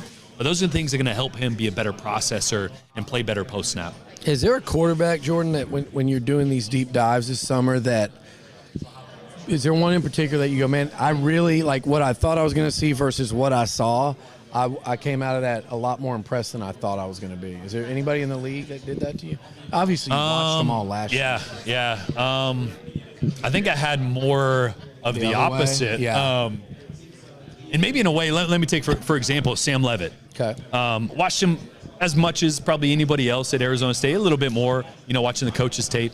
I found myself watching his tape going, he is always late throwing the football. And I'm like, that's a problem. Yeah. And then I start to continue to dive down. It's like he's not super accurate pushing the ball downfield. That's a problem in Lane's system. He was actually like 28% on throws of 20-plus downfield, which is one of the worst in the country, and Trinidad was top 15 in the country. Wow. But then when you really look at the offense, all they do is freaking streak reads and 4 verts. And I'm like, can the guy get an easy layup throw ever? So I kind of started to understand how this fit for him with LSU is going to help him be a better deep ball thrower, more layups, because he's able to change arm angles. He's athletic. The quick game stuff, when they actually gave it to him, he was really good. Okay. And I'm just going, what are we doing? Why are we trying to play action, throw the ball deep every time? So I think he's a guy that I watched film and I went, ooh, it didn't look as good as I wanted it to. But, man, I think he's going to be so much better in Kiffin's system. Yeah. So I on one hand, I'm like, oh, and on the other hand, I'm like, no, okay. He's going to look so much better because of what they're going to allow him to do. Wow. With Trinidad Chambliss, what stood out when you're watching the film when the lights got the brightest? He seemed to turn it on. Oh, yeah. I mean, I think he's the best quarterback in the country. What I love about him and his game is you see the highlights from the Georgia game, and he's scrambling around looking like Johnny, and you love that in a quarterback. But if they're not able to also play on time and in rhythm, cool. Yeah. You're going to win a couple games by doing that, but you're not going to be consistent. Yeah. In the biggest moments against Miami down the stretch, as he's getting them back in the game, his anticipation and timing on certain throws, those seam routes that he was squeezing in there, like his ability to put his foot in the ground and let it rip for a guy that was in D2 last year. Again, we get back to processing. That tells me he's processing so fast. If you're anticipating, you're ahead of it. You're processing so fast. So his ability to not just be a playmaker and scramble around, play backyard football, but play on time and be accurate and play with urgency and anticipate, that surprised me. Because that's tough to do in big moments when, like, you're playing against Georgia and Miami. Oh, but I mean last year at Ferris State, playing against who knows, That is Johnny football's in not a good way. It is crazy. It's like that is one of the wildest. I don't think people realize it enough, because once you're in the heat of the season, we're all focused on everything that's going on. That is like a Disney movie And that story. he wasn't there in spring. Yeah. He showed up in summer. And Charlie Weiss Jr. found him on Twitter. I didn't know that. Like one of those guys that just tweets out highlight films. He's like, oh, I got 30 minutes. Let me just look at this kid. God. So, about processing, because Marcel getting the reps is so important. Yeah. But do you either have it or don't? No. Or no, you can definitely learn I think you it. can. To some degree, yes, right? I mean, to some degree, when the lights turn on, certain guys are better than they are in practice, and some guys aren't. But I don't see that in Marcel. I don't see that. I see him hanging and thinking when there's an easy answer out there. Not that he's not able to find it, because there are moments that he does do it. Yeah. Right? But it's the moments that he hitches up twice in the pocket because he's hanging on something, and then that's when his feet get a little long and he airmails the ball and the safety behind picks it on an over route. Like, that's just one where you're like, I've seen you move on and hit that backside dig or check the ball down. It's not that you watch this film and you go, don't know if he can do it. It's consistently in big moments. That's why I brought up the red zone. Right? It's not all the time. Right. It's those certain high-pressure moments that maybe the pressure in those moments is getting to him and he's not reverting back to those coaching points and the times and the reps that he's done it right. And sometimes that takes just a couple big moments where he did do it right.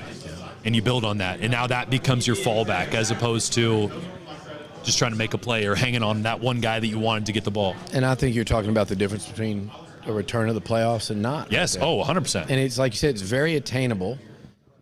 And the other thing you said that I completely agree with, it's a lot of it's contingent on that offensive line and run game. And who they have to be. Yeah. Right? I mean, can that offensive line come together to where you feel comfortable not needing to get him out of the pocket all the time? Yeah. Be able to mix in the quarterback runs and the pocket passer, because I do believe he's a good pocket passer. Like, he shows flashes of, that was maybe the one thing that surprised me most in a good way watching him last year, is how well in certain games he did operate just from the pocket. So he has that in him, but is the offensive line going to need him to be a little bit more of a weapon? Are they going to need to change the launch point a little bit more? Yeah. We're not going to know that until early in the season. Then we'll find out what this iteration of the A&M offense this year is. It has to be. We got to wrap it up, Jordan. Thank you so much for your time. Yeah, for sure, fellas. I didn't even get to ask you about your LSU take. I'll ask you one word answer. Well, yeah. How much of that factored in NIL? Because I think that if even for A&M, What take? That I think they got to get back to a national championship? But you're like at these $40 million rosters. I read what you said. People are going all in. Well, a couple of things too. It'd be one thing if Lane Kiffin's success was built on him developing guys over 3 or 4. That's not. Why? All right. That's part of our interview with Jordan Rogers. For more of that, go to TexAgs.com, become a premium subscriber. We'll hit a break. Short final segment of the 9 o'clock hour before, unfortunately, or fortunately, depending on the 3 people that love it, the fan show coming up at 10 a.m. Right now, when it comes to preserving your farm or your ranch's legacy, it's not about capturing pretty pictures. It's not about posting it on Facebook and then seeing it 3 years later on your memories. It's about really transferring the values of your land to the future generations. And sure, you can do it at a dinner table. But if you reach out to Chance McClain and his team there that do these documentaries, I think that that essence of your land can be captured and passed on for generation after generation in your words. And that's what Chance and his team does with Heritage Films, especially when it comes to their farm and ranch division of Heritage Films. They capture the wisdom your grandkids are going to need. YourHeritageFilm.com is the website. YourHeritageFilm.com. Call them up, 713-893-8341. That is 713-893-8341.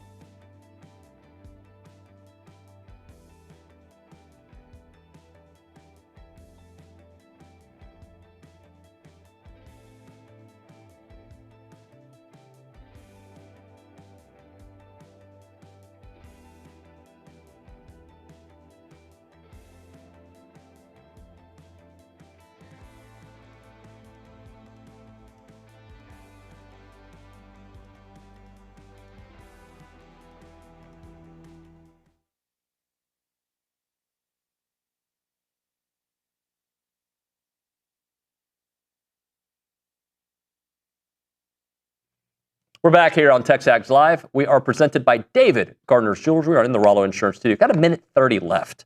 So let's go kick it to the Angry Elephant News and Social Center, The Dryer. Hello. I do have one quick thing from baseball. Bronny reported this yesterday, but Isaiah Snavely made it official. Michael Early and Nolan Cain secured a commitment from one of the top uncommitted 2027s in the country. Isaiah was the number 18 player in the 2027 class and a 4-star shortstop out of Indiana. Awesome stuff there. All right, so this is what we got planned in the 10 o'clock hour. We've got the fan show, guys. I think we got two. I think we got Roy. I think we got Brownie. I think Hunter Shurtleff is working. How dare he work? He's always working. But we're going to chat with those guys for an hour. And I just informed the dryer that, Kaylee, that she's got a new role on the fan show, right? Yes. I am trying to make you guys investigative journalists. That's my goal, all right? Because we got to class up the joint. So you ask a question to start off every segment. All right? I want these to be great questions. Okay. All right? I'll get to thinking. Yeah. All right. Just do it on the fly. I got faith. I got faith in you. All right. We'll hit a break here. We'll come back with Matt. We'll come back with Roy. We'll talk a lot of football over the next hour. We've got camp starting on Wednesday, and that means content galore. I believe Coach Elko speaks Tuesday? Tuesday it is. So we'll chat about that on the other side. You're listening to the world-famous TexAgs Live.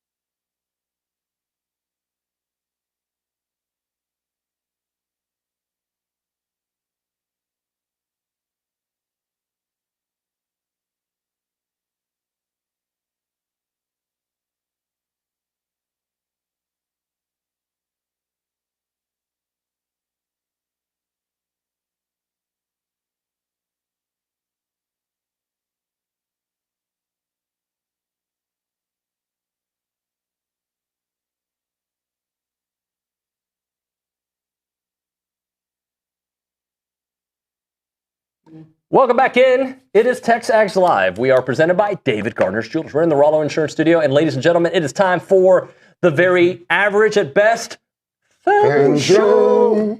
He says that he knows that the people like us. Hey man, there are at least 9 or 12 people. I think we've hit double digits. It's worth At one time? coming up here. Have you lost anybody along the way? I'm sure. Oh no, I think we've gained. I got to be honest. I don't think we've lost near as many people as Dude Foot story. Dude Feet. Dude's feet. Oh. I don't think we. Yeah, no, that was. We don't have to revisit that was an that. all-timer.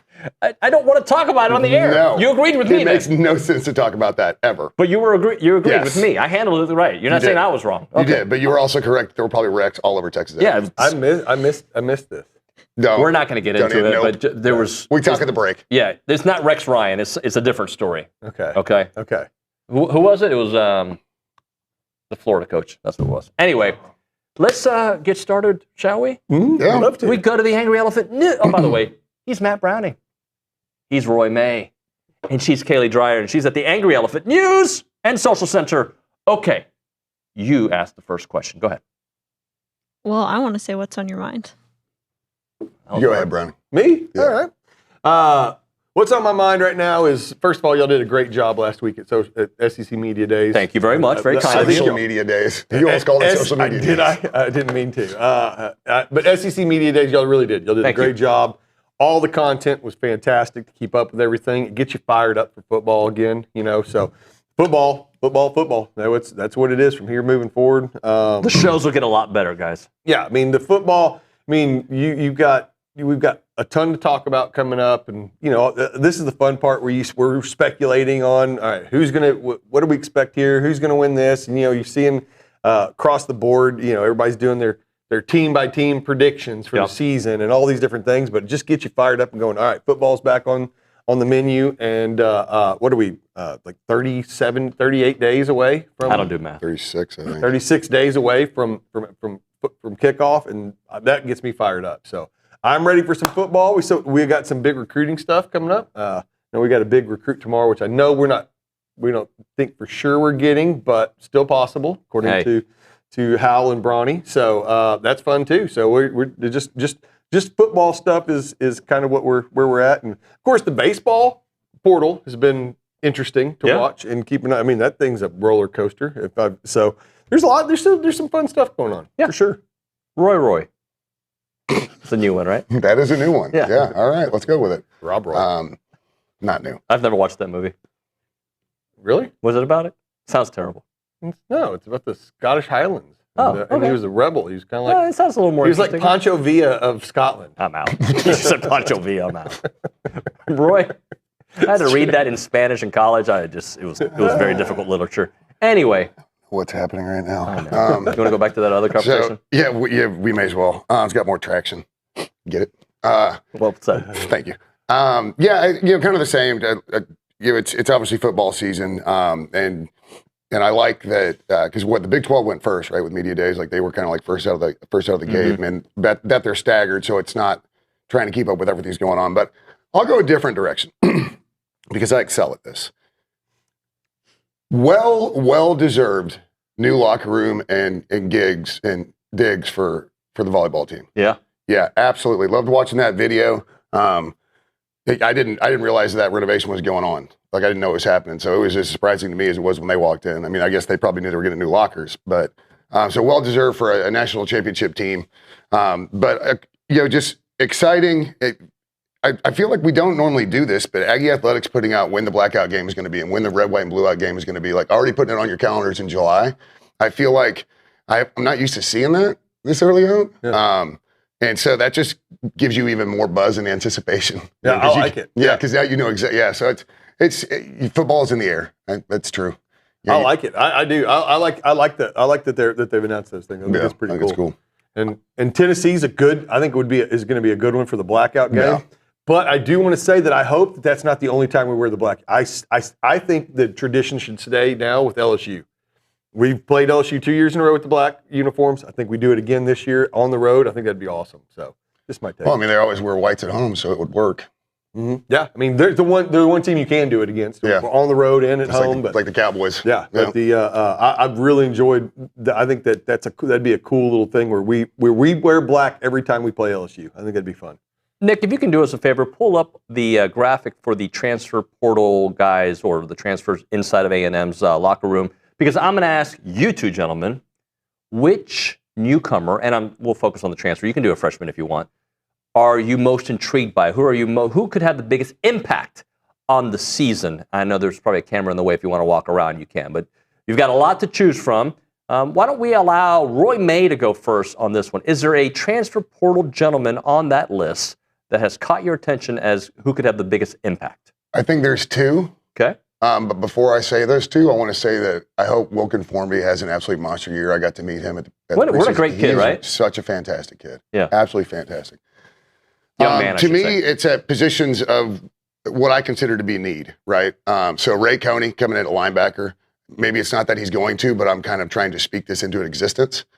So Ray Coney and then Richie Anderson at tight end. Okay. I think it's what I hope to see is a more fast-paced offense. Those tight ends are great outlets for quarterbacks that are moving the pocket, right? First reads out, tight ends up the seam, something simple, a quick 5-yard dig. So I think the tight end plays in huge into a fast-paced offense, especially, or like even the backside tight end.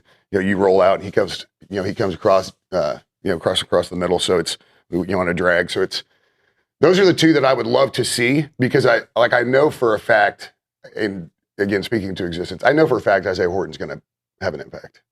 Like I just do. Yeah. So for me, so you just didn't want to give so you just pulled a Billy Lucci.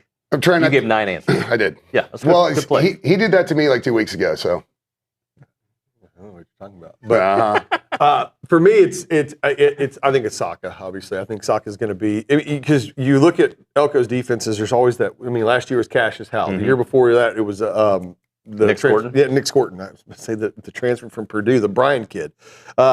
I mean, in the past, it was DeMarvin Leal. I mean, the other Elko defenses. There's always that game, that kind of that wrecker, and then the rest of the D line is doing their thing. But you've got the one guy that's really the sack guy.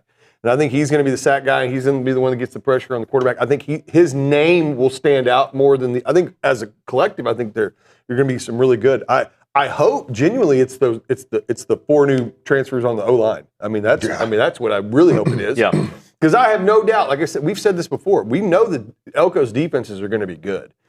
How is that O line going to mesh? And they're going to have to come together quick and mesh quickly. So I hope it's those guys, but I think at the end of the year when we look back and go, who was the best transfer that came in? Whose name did we say the most? I think it'll be Saka. I think sometimes you talk about a topic so much that you find yourself with a little distance changing your mind.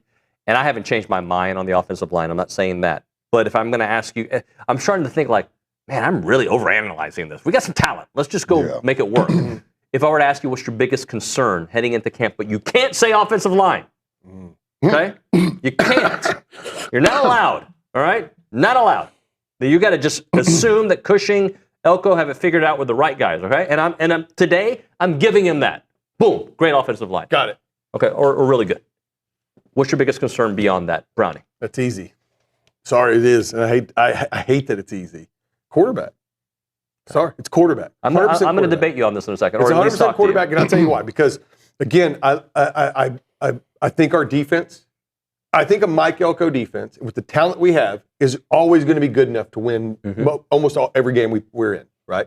I mean, they were good enough to beat Miami last year. They gave up 10 points. Mm-hmm. They were good enough to win that game. The defense had struggled, but they're still good enough to have beaten Texas. To be honest with you, Yep. I mean they're good enough, right? If you're telling me O-line is going to be fantastic, then it boils down to, I mean, we've got a stable of talent at the running back position. We might have one of the best receiving groups in the country. Yep. It all boils down to quarterback. Let me ask this question. I want you to do some research. Nick, you can help. All right. Can you guys look at Marcel's win-loss, maybe numbers in games where the team rushes for you want to say 150, 175 or more, okay? Just let me know that. Because I understand that, and that's, again, people hold on to the last 2 games. Let me also preface by saying, too, that the reason why it's a concern is because it's the most important position on the field. Yes. So that's no also. doubt. No I'm doubt. not saying I'm not knocking Marcel. No, I know you're not. Yeah. But I also think that like we focus a lot on the last 2 games, as we should, because they were the most important games, and the team played its worst those last couple games, right? But I also think, guys, they couldn't run the ball anymore. And when you can't run the ball, and you're getting hit, Marceau's getting hit in those games against really good defensive lines, by the way. Credit to them for what they were able to do. Yes, he deserves blame for sure. But I think sometimes we put a lot of blame on somebody without thinking about the other things that weren't happening. But you said we didn't have to worry about the O-line. Well, but it's not necessarily just the O-line. Maybe it's the running backs. You know what I'm saying? Like, I don't know. Like, yeah. So I'll let them do the research. When you said that, I was thinking the O-line is just going to be like just plowing people over. And everything else. So if that's the case, then it's all on Marcel at that point. By the way, just so I can be transparent here, this is a talk show, so I like to do different layers, right? Like if I okay, he's like an onion. We can agree. He's like an ogre. He has layers. I want to discuss things because I think it's not always in everything we talk about black and white. Big Ten versus SEC, Marcel Reed, running game, whatever, right? Like it's not always black and white. There are different layers to these conversations that I think we can explore because I do think he has to be better. He's got to be more accurate. He can't turn the ball over as much as he did. I 1,000% agree. I also think let's kind of explore maybe some of the whys behind some of those. Some of it wasn't very accurate. That's on him. I just think there will be times where there's going to be times where we run up against a defense that can stop the run, that's really good at stopping the run, and then our quarterback has to win those games in those moments. Yeah. And so I just think our quarterback, you've got to. There's going to be the next guy up, step up. You've got to step up and do your thing. And in those last 2 games, the running game didn't do well. The O-line didn't do well. Marcel didn't play well. The receivers, it's hard to, they're hard. It's hard to tell with the quarterback, if it could have been the receivers in a lot of those plays not being where they're supposed to. Who knows? We don't know all that. But just go back and watch the tape. Put the film on, bro. By the way, my apologies to Dreyer and Nick because I did give him an LSAT to prepare for. So, sorry. I'm sure there's a lot. Okay, he started how many games now? 6 last year, 12, 13, 19. That's a lot of games he started. So I apologize for that. We'll get to that information in a moment. Roy May, I ask you, what's your big question? Linebackers. Because plug those holes, right? Yeah, that's it. That is absolutely it. It is, because you can't say the front 7, right? Because that's 2 different units. I have no concern in the secondary. After Elko says it's the best he's had at A&M, good, right? Yeah.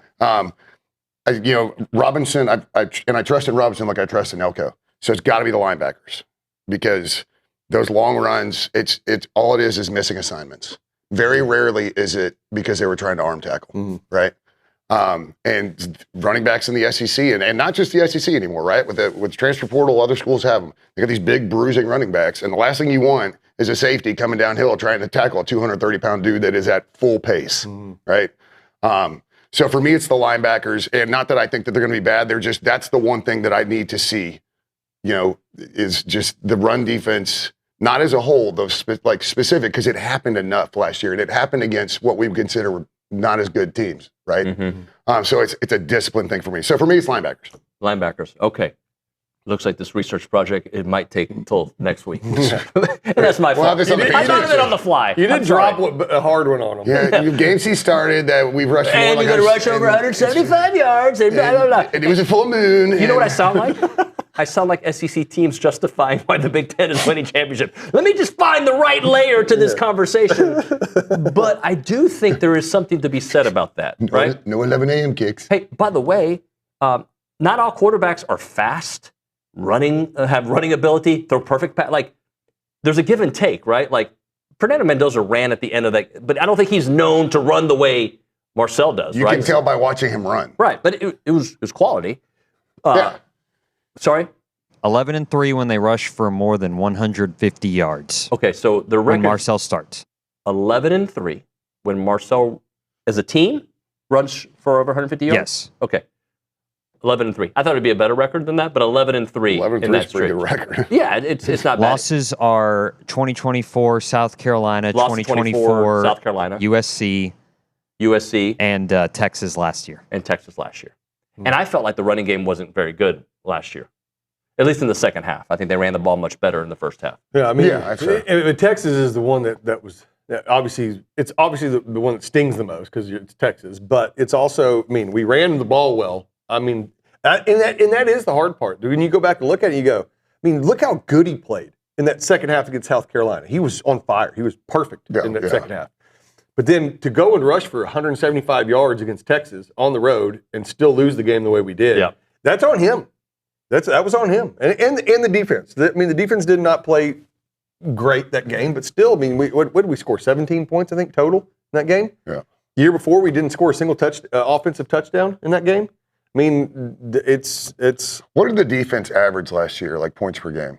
Do we know? Can we get that number? I can look that up. Yeah, look that up. See, that's an easier one. That's maybe 25.5-ish. I don't know. We'll look it up. We were the best pass defense in the SEC last year. 21 points per game. We were the best pass defense in the SEC last year, from what I understand. If I read that stat right the other day. If you listen to the right show, yeah. Yeah, and then you're telling me that the secondary is even better this year. That's great. I mean, that's huge. I mean, so now just have good quarterback play. So I mean, you will not win a national championship, and that's our ultimate goal. Everyone's ultimate goal is national championship. You will not do it if your quarterback doesn't play well. I'm sorry, it's just not. You can have everything else can be humming and working great, but if your quarterback's not playing well, that's do you just have college to be, football today. Or do you have to be good enough? See, that's exactly what I was about to say, because if you listen to Signetti's comments, you know that kid they brought in from TCU is not going to replace Mendoza, right? Mendoza had Josh Hoover. Huh? Josh Hoover. Okay. I mean, Mendoza had a crazy year last year, right? I mean, just phenomenal year. But he just straight up said, we're not going to ask him to go out and win us games. All right. Well, I mean, think of the teams that have won it. Think of some of the Alabama teams that won national championships and tell me those quarterbacks won games. Yeah, but that was a decade ago for the most part. Let me just go ahead and football's changed, I think. And the reason I bring that up is I'm going to give you the last last four national champion quarterbacks. So Fernando Mendoza, Mendoza, which is a Heisman Trophy winner, was incredible. Will Howard at Ohio State. He's all right. He was good. He's good enough. Yeah, Good enough. He had talent around him. In the Big Ten, they only had to be good for like 3 weeks out of the year. JJ McCarthy, definitely good enough. Good enough. Yeah, they cheated. Stetson Bennett, good enough. He was he's the greatest. I mean, he was really good in the last year. He's the greatest quarterback in Georgia history. If you ask them, but they wanted to bench him in the beginning. Remember that? They couldn't wait to bench. Yeah. So these guys are not generational. Fernando could be generational. Mendoza could be, yeah. But I don't think these other are like college football. Like, oh my God, Johnny Manziel. They're not right. They're not Vince Young, Johnny, Fernando last year, Joe Burrow, Tebow. Yeah. So if you have a great receiving core Tua and a great defense, just be good enough. Yeah. And Marcel, his highs are as high as anybody's. You just got to lift the floor. That's it. Yep. And it's way easier said than done. I'm like, hey, Marcel, just don't turn the ball over in the last game. Yeah, of course. That's my request. But I also think there are other things that were happening that aided him, that sped up his clock. When Colin Simmons is coming after you, it's going to speed up your clock a little bit. Mesidor and Bain, it's going to speed up your clock a little bit. Dylan Stewart at South Carolina, it's going to speed up. And you're not running the ball as effectively. So there's that. We'll hit a break. I'm going to do a live spot here, just so you're aware. What? They went to break.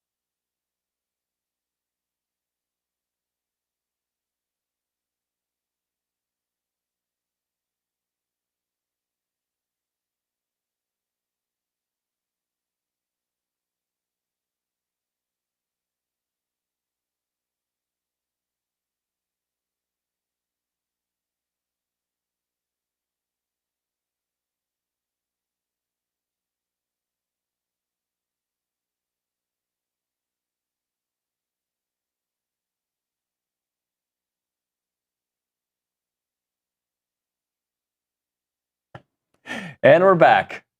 We'll do that live spot at the end of this segment. Gun show here on TexAgs Live. The fan show presented by me. We go to the Angry Elephant News and Social Center. Kaylee Dreyer, I've asked you to be Walter Cronkite, okay? Or a supercomputer. You know, just like yeah. So what did AI ask you to ask us or tell you to ask us? I didn't use I'm AI. kidding. So this is kind of, I guess, a long-term question. But J.D. Pickell put out his 2026 Heisman finalist predictions, and I want to know what y'all's are. I can tell you his. Yeah, tell me his. He has Jeremiah Smith. three quarterbacks, and one receiver. Jeremiah Smith is one of them. Same. Gunnar Stockton. Okay. Does Dante he have Arch? Moore. Arch. And Darian Mensah. Oh, Darian Mensah. He didn't include Arch. Well, That's surprising because he interviewed Arch, and typically when you interview people, you I'm get not fired saying, up. Yeah. Yeah. Oh, he's a nice guy. Oh, he was great. Yeah. David Olano is going to go perfect for the year after my interview with him. He's amazing. I hope so. Who's the receiver at Ohio State? Jeremiah Smith. Smith. That's right. Who's QB? This year, who's the QB? Oh, what's his name? Julian Saint. Yeah. Julian Saint. I'm surprised Saint wasn't on the list. Yeah, I would definitely put both of them on there. I mean, if you're going to put Smith on there, then I mean, like if you look at his stats, he had by far and away, like he was leaps and bounds above the next closest guy in completion percentage. Like his completion percentage is insane. So definitely, I'd say Julian Saint and Jeremiah. Jeremiah Smith should be the number one pick in the draft next year. Maybe it's because I'm going all in on Oregon this year.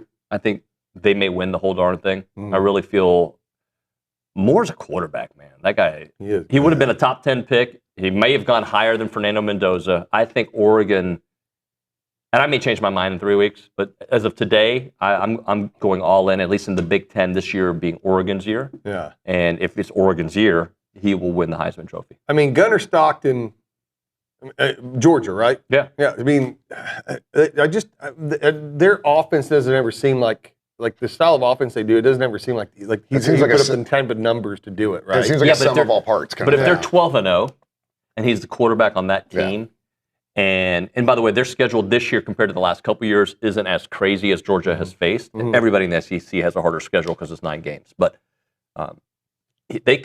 I could see that being the case, especially as how he's a gamer, man. That guy he's a really good quarterback. And I hate to say this, but I'm about to say it. I'm betting if Arch has he doesn't even have to have a Heisman-worthy season.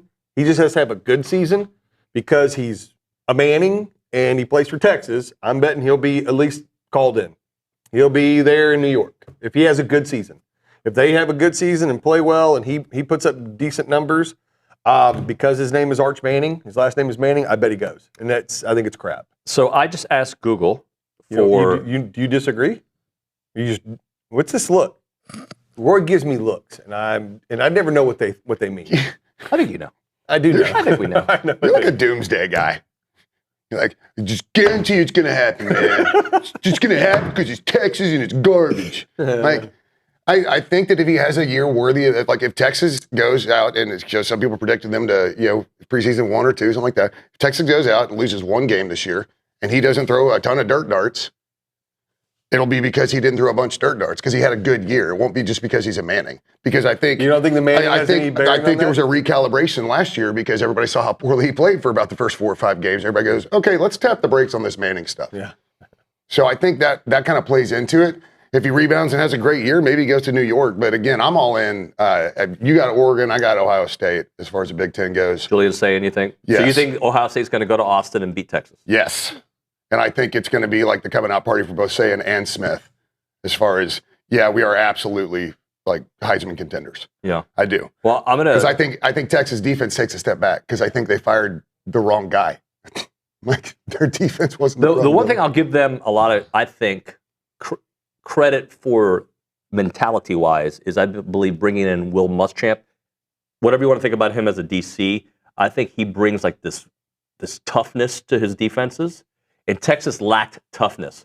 What I think we get with Tommy Moffitt, I say we, Texas A&M gets with Tommy Moffitt, there's like this toughness, this grit that he brings to the table. I think Will Muschamp brings a little bit of toughness to Texas, and we'll see how that translates. But I did ask our friend Mr. Google top 10 contenders as of today, and have it kind of look up all You're top 10, it may include Marcel.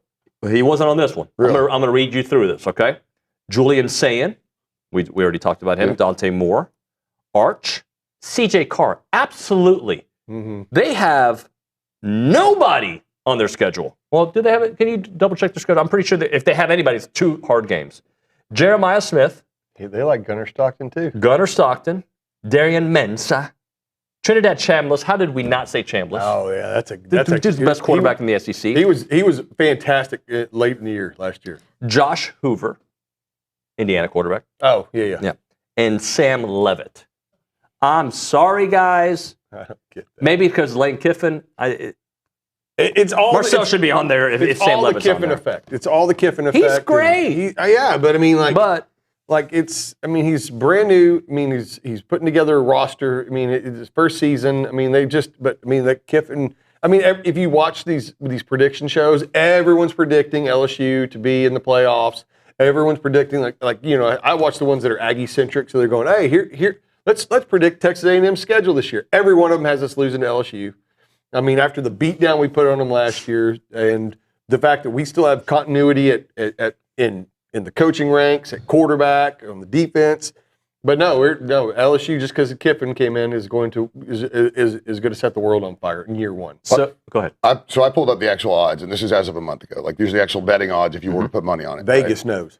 All right, C.J. Carr's at the top, then Arch, then Mensah, Chambliss, Sayin, Smith, Moore, Hoover, Stockton, Keelan Russell from Alabama. Yeah. Levitt, Maeva, USC, Malachi Tony, and Marcel Reed. So Tony should absolutely be up. Tony and Smith are the only 2 non-quarterbacks. Yeah. So I don't know if you guys do this. You probably don't. I talk to Google AI like it's a friend of mine. Oh, do you? I like follow-up questions like, hey, and I'll bro and dude it. Yeah. So I asked as a follow-up. Seriously, I'll show you. Where is Marcel Reed? Well, it tells me he's the starting quarterback at A&M. So I'm like, no, dude. Like, where is he on the Heisman contender list? And it says, just sitting outside of the top 10, typically ranked between 10 and 13 on most preseason boards and betting markets.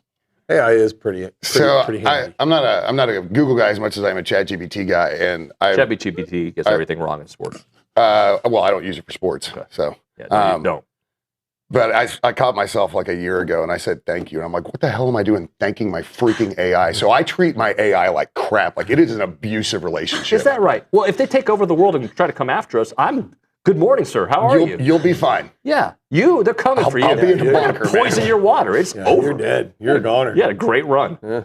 Right. Yeah, but I will say that also, like, even when I look up sports stuff, because I'll use Gemini as well, I always tell it to double check itself. I was like, I don't care how fast the answer is, be correct. Be accurate. Don't be fast. I like the little. I got something. I don't know where it comes from. I need to look and see. But I got one that I asked it the other day because there's a button in my truck. I can hit it and I can ask it questions. Oh wow, that's great. So I do that, right? So I hit it and I said, what time's the A&M baseball game or something? And it goes into this whole thing, springs all to me, and then at the end it says, hey, thanks and gig 'em. That's what the AI told me. Oh, I love that guy. And then I asked it one time. I was asking it something about the Spurs in the playoffs. It said, hey, thanks, and go Spurs go. It gave the little things, so I was like... That seems counterintuitive. Like, you have something you can talk to, but you have to press a button to do it, as opposed to, like, I can tell my phone, like, I say, hey, Google, and it goes, what's up? Well, they're listening. Yep, they're listening to you. And I've done this on the show before, but if you talk about, I don't know, watch. I'm not even push the button. Sewing. Bubba's 33, and sewing. I'm going to start getting it on Facebook or on Instagram, like, oh, look, sewing guy. Yeah. Yeah. By the way, hey, you're getting ads for Joanne's Fabrics or something. Now I got it. Thanks. Coming up. On yours too, though. Good. Yeah. Come on, Joanne. What I was going to say is, I might be a little different here. I like my AI to be British. It's just me. Is it because it seems like it's smarter? It's smarter. It just sounds smarter and more proper. Yeah. It's so much nicer. Yeah. I mean, agree? Yeah. If Roy doesn't agree. I used to do that with my car navigation. Yeah, British. Yes, absolutely British. Yeah, I don't want somebody from America telling me where to turn left. 400 feet, 10 left. 10 left and 400 feet. All right, Aussie. Hey, the Cockney. You need to do like Cockney, like real, like like Peaky Blinders? Like Snatch. Like East London. Yeah, like so much you can hardly understand them. I don't think the young kids understand. The German Stormy. So now I'm going to give an alert to not only Matt Browning but also Brian Broadcasting. If there's a dramatic pause, don't go to break. Because I want that dramatic pause to make you think about where you could go to lunch if you're craving Italian food. Please don't talk.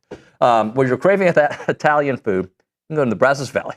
I know where this is going, too. Yeah, Fratella, you can talk. I'll tell you right so now. Good. Love it there. I'll tell you what. I make my own pasta. I make my own sauce. But when I don't, and I want Italian food, Fratella's is where I go. Daily lunch specials. Oh yeah, 11 to 3, warm and inviting atmosphere, and the food there, the Copper Dome pizza. Have you had that one there yet, Roy? I have not. Okay, gotta get You know what? it. Maybe we'll go for lunch. I already got plans, but Well, I can eat by myself. oh, you should go. Don't forget dessert there as well. I feel like I just turned you down. That was so rude. Handcrafted pastas made in fresh house. Cream and I got interviews. I got NILs. Anyway, just go to. This spot is a really good spot, I promise you. The spot is and the live spot. But go to Fratella for Italian food. The address, don't say anything. 3901 South Texas Avenue in Bryan. Discover why it's more than a meal. It's a tradition. It's Fratella.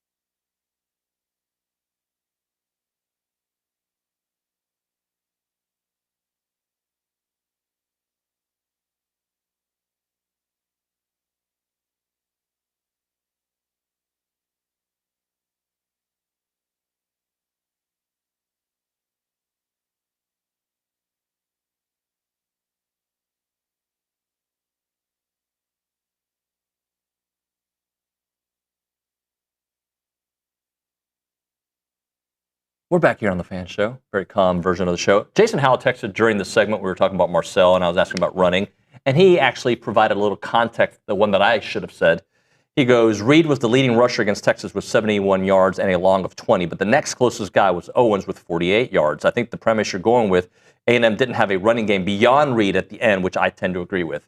Thank you, Jason Howell, for being the that's actually a really good point. So that's my point is you have to establish the run between the tackles. Not establish the quarterback scramble run. Right. You know. Which, by the way, it works. I mean, LSU showed that. Well, Arch, it worked for Arch. Yeah. And that also helped up Trey Wisner and the rest of the running game as well. And that's where I'm really hoping to see this offense this year is a little bit more. I'm with Steve McGee from earlier in the week. Like, I'm all about a higher tempo. I think Marcel operates better. Yep. Like, the faster you go, to an extent, the faster you go, the better he is. And to me, faster tempo offenses, like, you have to have a quarterback that can scoot. Mm-hmm. I mean, you just have to. You can't run. You can have a generational Tom Brady and do it, but even like we said, even Mendoza would run when he needed to. And so I just think it favors a running quarterback. And then when you get the defense like almost literally on their heels, that's when you turn around and you hand it to Owens. You know, because they've got to back off because whether you're high tempo running or high tempo throwing, or you're moving the pocket high tempo, at some point the defense has to give you literal space so they can make decisions better. Like, because the closer they are, the faster they have to make the decision. If they make it wrong, it's gone. Right. And I need to say, let me say this too. I'm not down on Marcel at all. I think Marcel was great last year. I thought he played fantastic. I mean, if he doesn't play the way he did, we don't start 11-0. We don't have an iconic season without Marcel. So I don't want to come across like I'm knocking Marcel, but fact of the matter is that at the end of the season, he didn't play well. O-line didn't play well. You know, we had some places where people didn't play well, right? And your premise was the O-line is not the concern. So the first thing in my head is like, well, it's got to be quarterback. If he plays well, I think we win every game. If Marcel plays like he did against LSU or the second half of South Carolina and some of the games where he played really well, I don't think anyone beats us. I think that the rest of the units. If the O-line, in this premise, if the O-line is playing well, I think the rest of the units are all good enough to win a national championship. Yep. I think all of them are. I know our defense will be good enough. I think our receiving core is amazing. I think that our running back group is full of absolute studs. If the O-line and Marcel play well every game, or especially in the games that matter, I think that this team, the sky is literally the limit. I think this team is good enough to win a national championship if they do those things. I've never understood that line. Why do we got to stop at the sky? Space? Heaven? I'm not saying it against you. I'm just saying that I feel like we could have higher aspirations now. I'm just sitting here over here giggling because he almost said twice mocking Marcel Reed instead of knocking. It's like, I'm not mocking him. Is that a mockingbird? No. Is that a mockingbird? You know people are watching, right? Anyway. It's July. So here's a question. Mm-hmm. Okay, so we saw Reed's improvement from the season previous to last year, right? Yep. We all saw it. Market improvement, right? If we get half of that improvement coming into this year, how do you feel about it? No, much better. Yeah. Like, not even like taking the same strides forward, because I thought he took really big strides. This is not a real good answer to what you're going to say. If he just cuts down his turnovers and does exactly what he did last year, like just cut down the turnovers, because how many were 3-4 in the red zone? Like, if he cuts down his turnovers, yeah, I'm good. Everything else, yeah. Because his highs are so high. Not only that, here's the biggest thing for me is that we've struggled for so many years on the road. We have. Aggie quarterbacks have struggled on the road. Marcel has not. Marcel has won big road games. Starting the year before at Florida. His first start ever. Didn't even know he was starting. Comes in and beats Florida. Then turn around to beat LSU last year in Death Valley and empty that place, right? I mean, he's played really, really well on the road. You remember, like, watching that Florida game? And maybe you guys had a little bit more prior knowledge than we did, but, like, if they just, like, trotted him out there for warm-ups, I remember thinking, we're going to lose. Crap. Mm-hmm. And then that third down that he converted with his legs, I was like, we're going to win. Like, it went like that for me. He was fantastic. Let's go back to the Angry Elephant News. And Social Censor Dreyer, you got a question? Good wings. I do, but I have a quick statement first. Oh, a statement. Ladies and gentlemen, the President of the United States. Go ahead. And we go live. So PFF put out an article ranking the top 5 most dangerous yards after catch receivers. Mario Craver is listed at number 4. Yeah.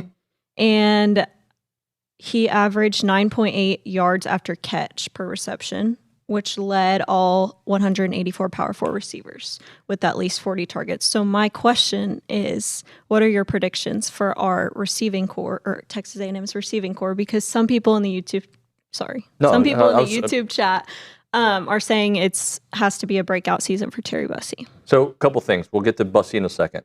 I think not the single most important play of the year last year, but I'm curious what the dominoes would have been if we didn't see Mario score that touchdown against Notre Dame. It felt like the game was getting out of hand. It was 7-0 at the time, right? But I think Notre Dame had the ball. They punted. We just got a blocked punt. Right. Yeah. And then he does that spin move and just creates magic. Somehow he stays on his feet. You watch it you can see it from every angle, and you're like, how did he stay on his feet? But obviously, Nate Borchers's catch in that game is the headline. But my point is, that play shows you who Mario Craver is and can be. Didn't he have 200 yards in that game? I think it was right around there. 200 yards. But he was on pace for 1,000 early in the season. Got a little banged up, missed a couple games. Yeah. If he played in the late non-conference game, he would have gone over it. I think he is the alpha dog of this group this year, paired up with an X receiver like Isaiah Horton. And yes, we can talk about Terry Bussey. Billy talked about him yesterday on the show. Apparently he's had an incredible spring. He has relearned the position. He doesn't have to be the guy, but if he makes the Ashton Bethel jump that Ashton Bethel made last year, let's say that's what Terry does, and Ashton takes a step, and Mario takes a step, and Isaiah Horton just does what Isaiah Horton does, dude, bro. That's what I've said. I think this is one of the best. I think this is one of the best receiving cores on paper that we've had in a very long time. I mean, if all of that's the case, then all we have to do is go out and look like the Houston Oilers back in the run and shoot days. Jerry Glanville and Jack Pardee. Yep. I mean, if all 4 are performing at that level, sorry about the tight ends, homie. No, I mean, you got something to me, this is. I mean, I don't want to say because Casey was so good, but I mean, I think that with the group and the continuity of it, having those 3 guys back, and then plus Isaiah Horton, I think I think the receiving core is going to be even better this year.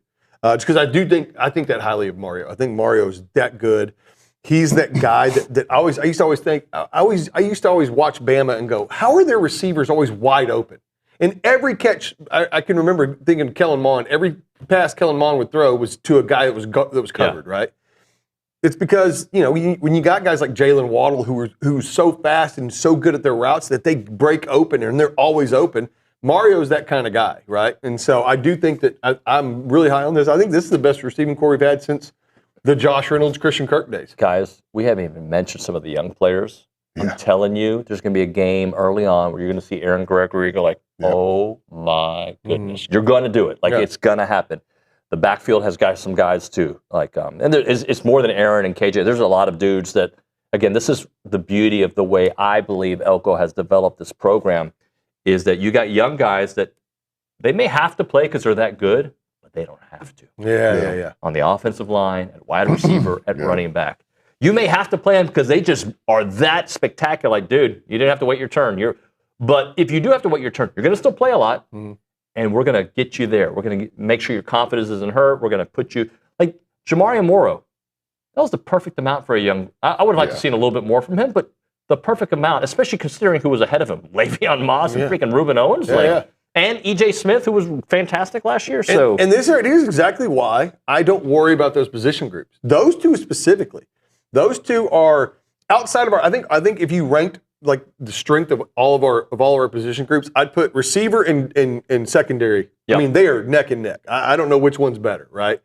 And then you got the running back group right there. You got the D line. I'd say probably then. Quarterback, overall quarterback. I mean, again, it's hard, but I do think that those groups are really, really good. And then I'd say linebacker and then O-line at the bottom because there's question marks in those last two. I'm not saying that they won't be great. There's just question marks at linebacker and O-line. So that's actually an interesting thought thing is which groups are the best, right? And then, of course, special teams with the kid you had on earlier. Great interview, by the way. Thank you very much. David Alano. We'll hit a break here. We'll come back with a short final segment. When I say short, it'll be super short. Let's talk about the good people at Paragon Financial Advisors. Some companies are proud of what they started. Paragon Financial Advisors are proud of what they continue to call home, and that's College Station. They're Aggie owned and operated right here in Aggie land, and today they service clients nationwide with personalized financial planning and investment management. While their reach has grown across the country, their values have not changed. Integrity, relationships, putting clients first. So whether you're planning for retirement, helping your family build generational wealth, or preparing your business for its next chapter, let Paragon and their team take care of you. They're committed to helping clients make confident financial decisions with long-term perspective. Discover what makes them different from everybody else. Paragon-adv.com is the website. Paragon Financial Advisors, built in Aggie land, serving clients nationwide.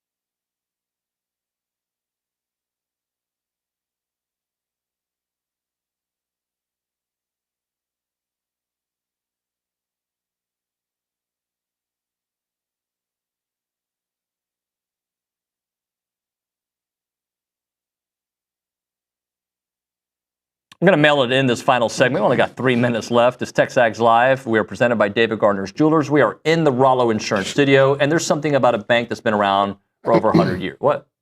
That's fantastic. Thank you.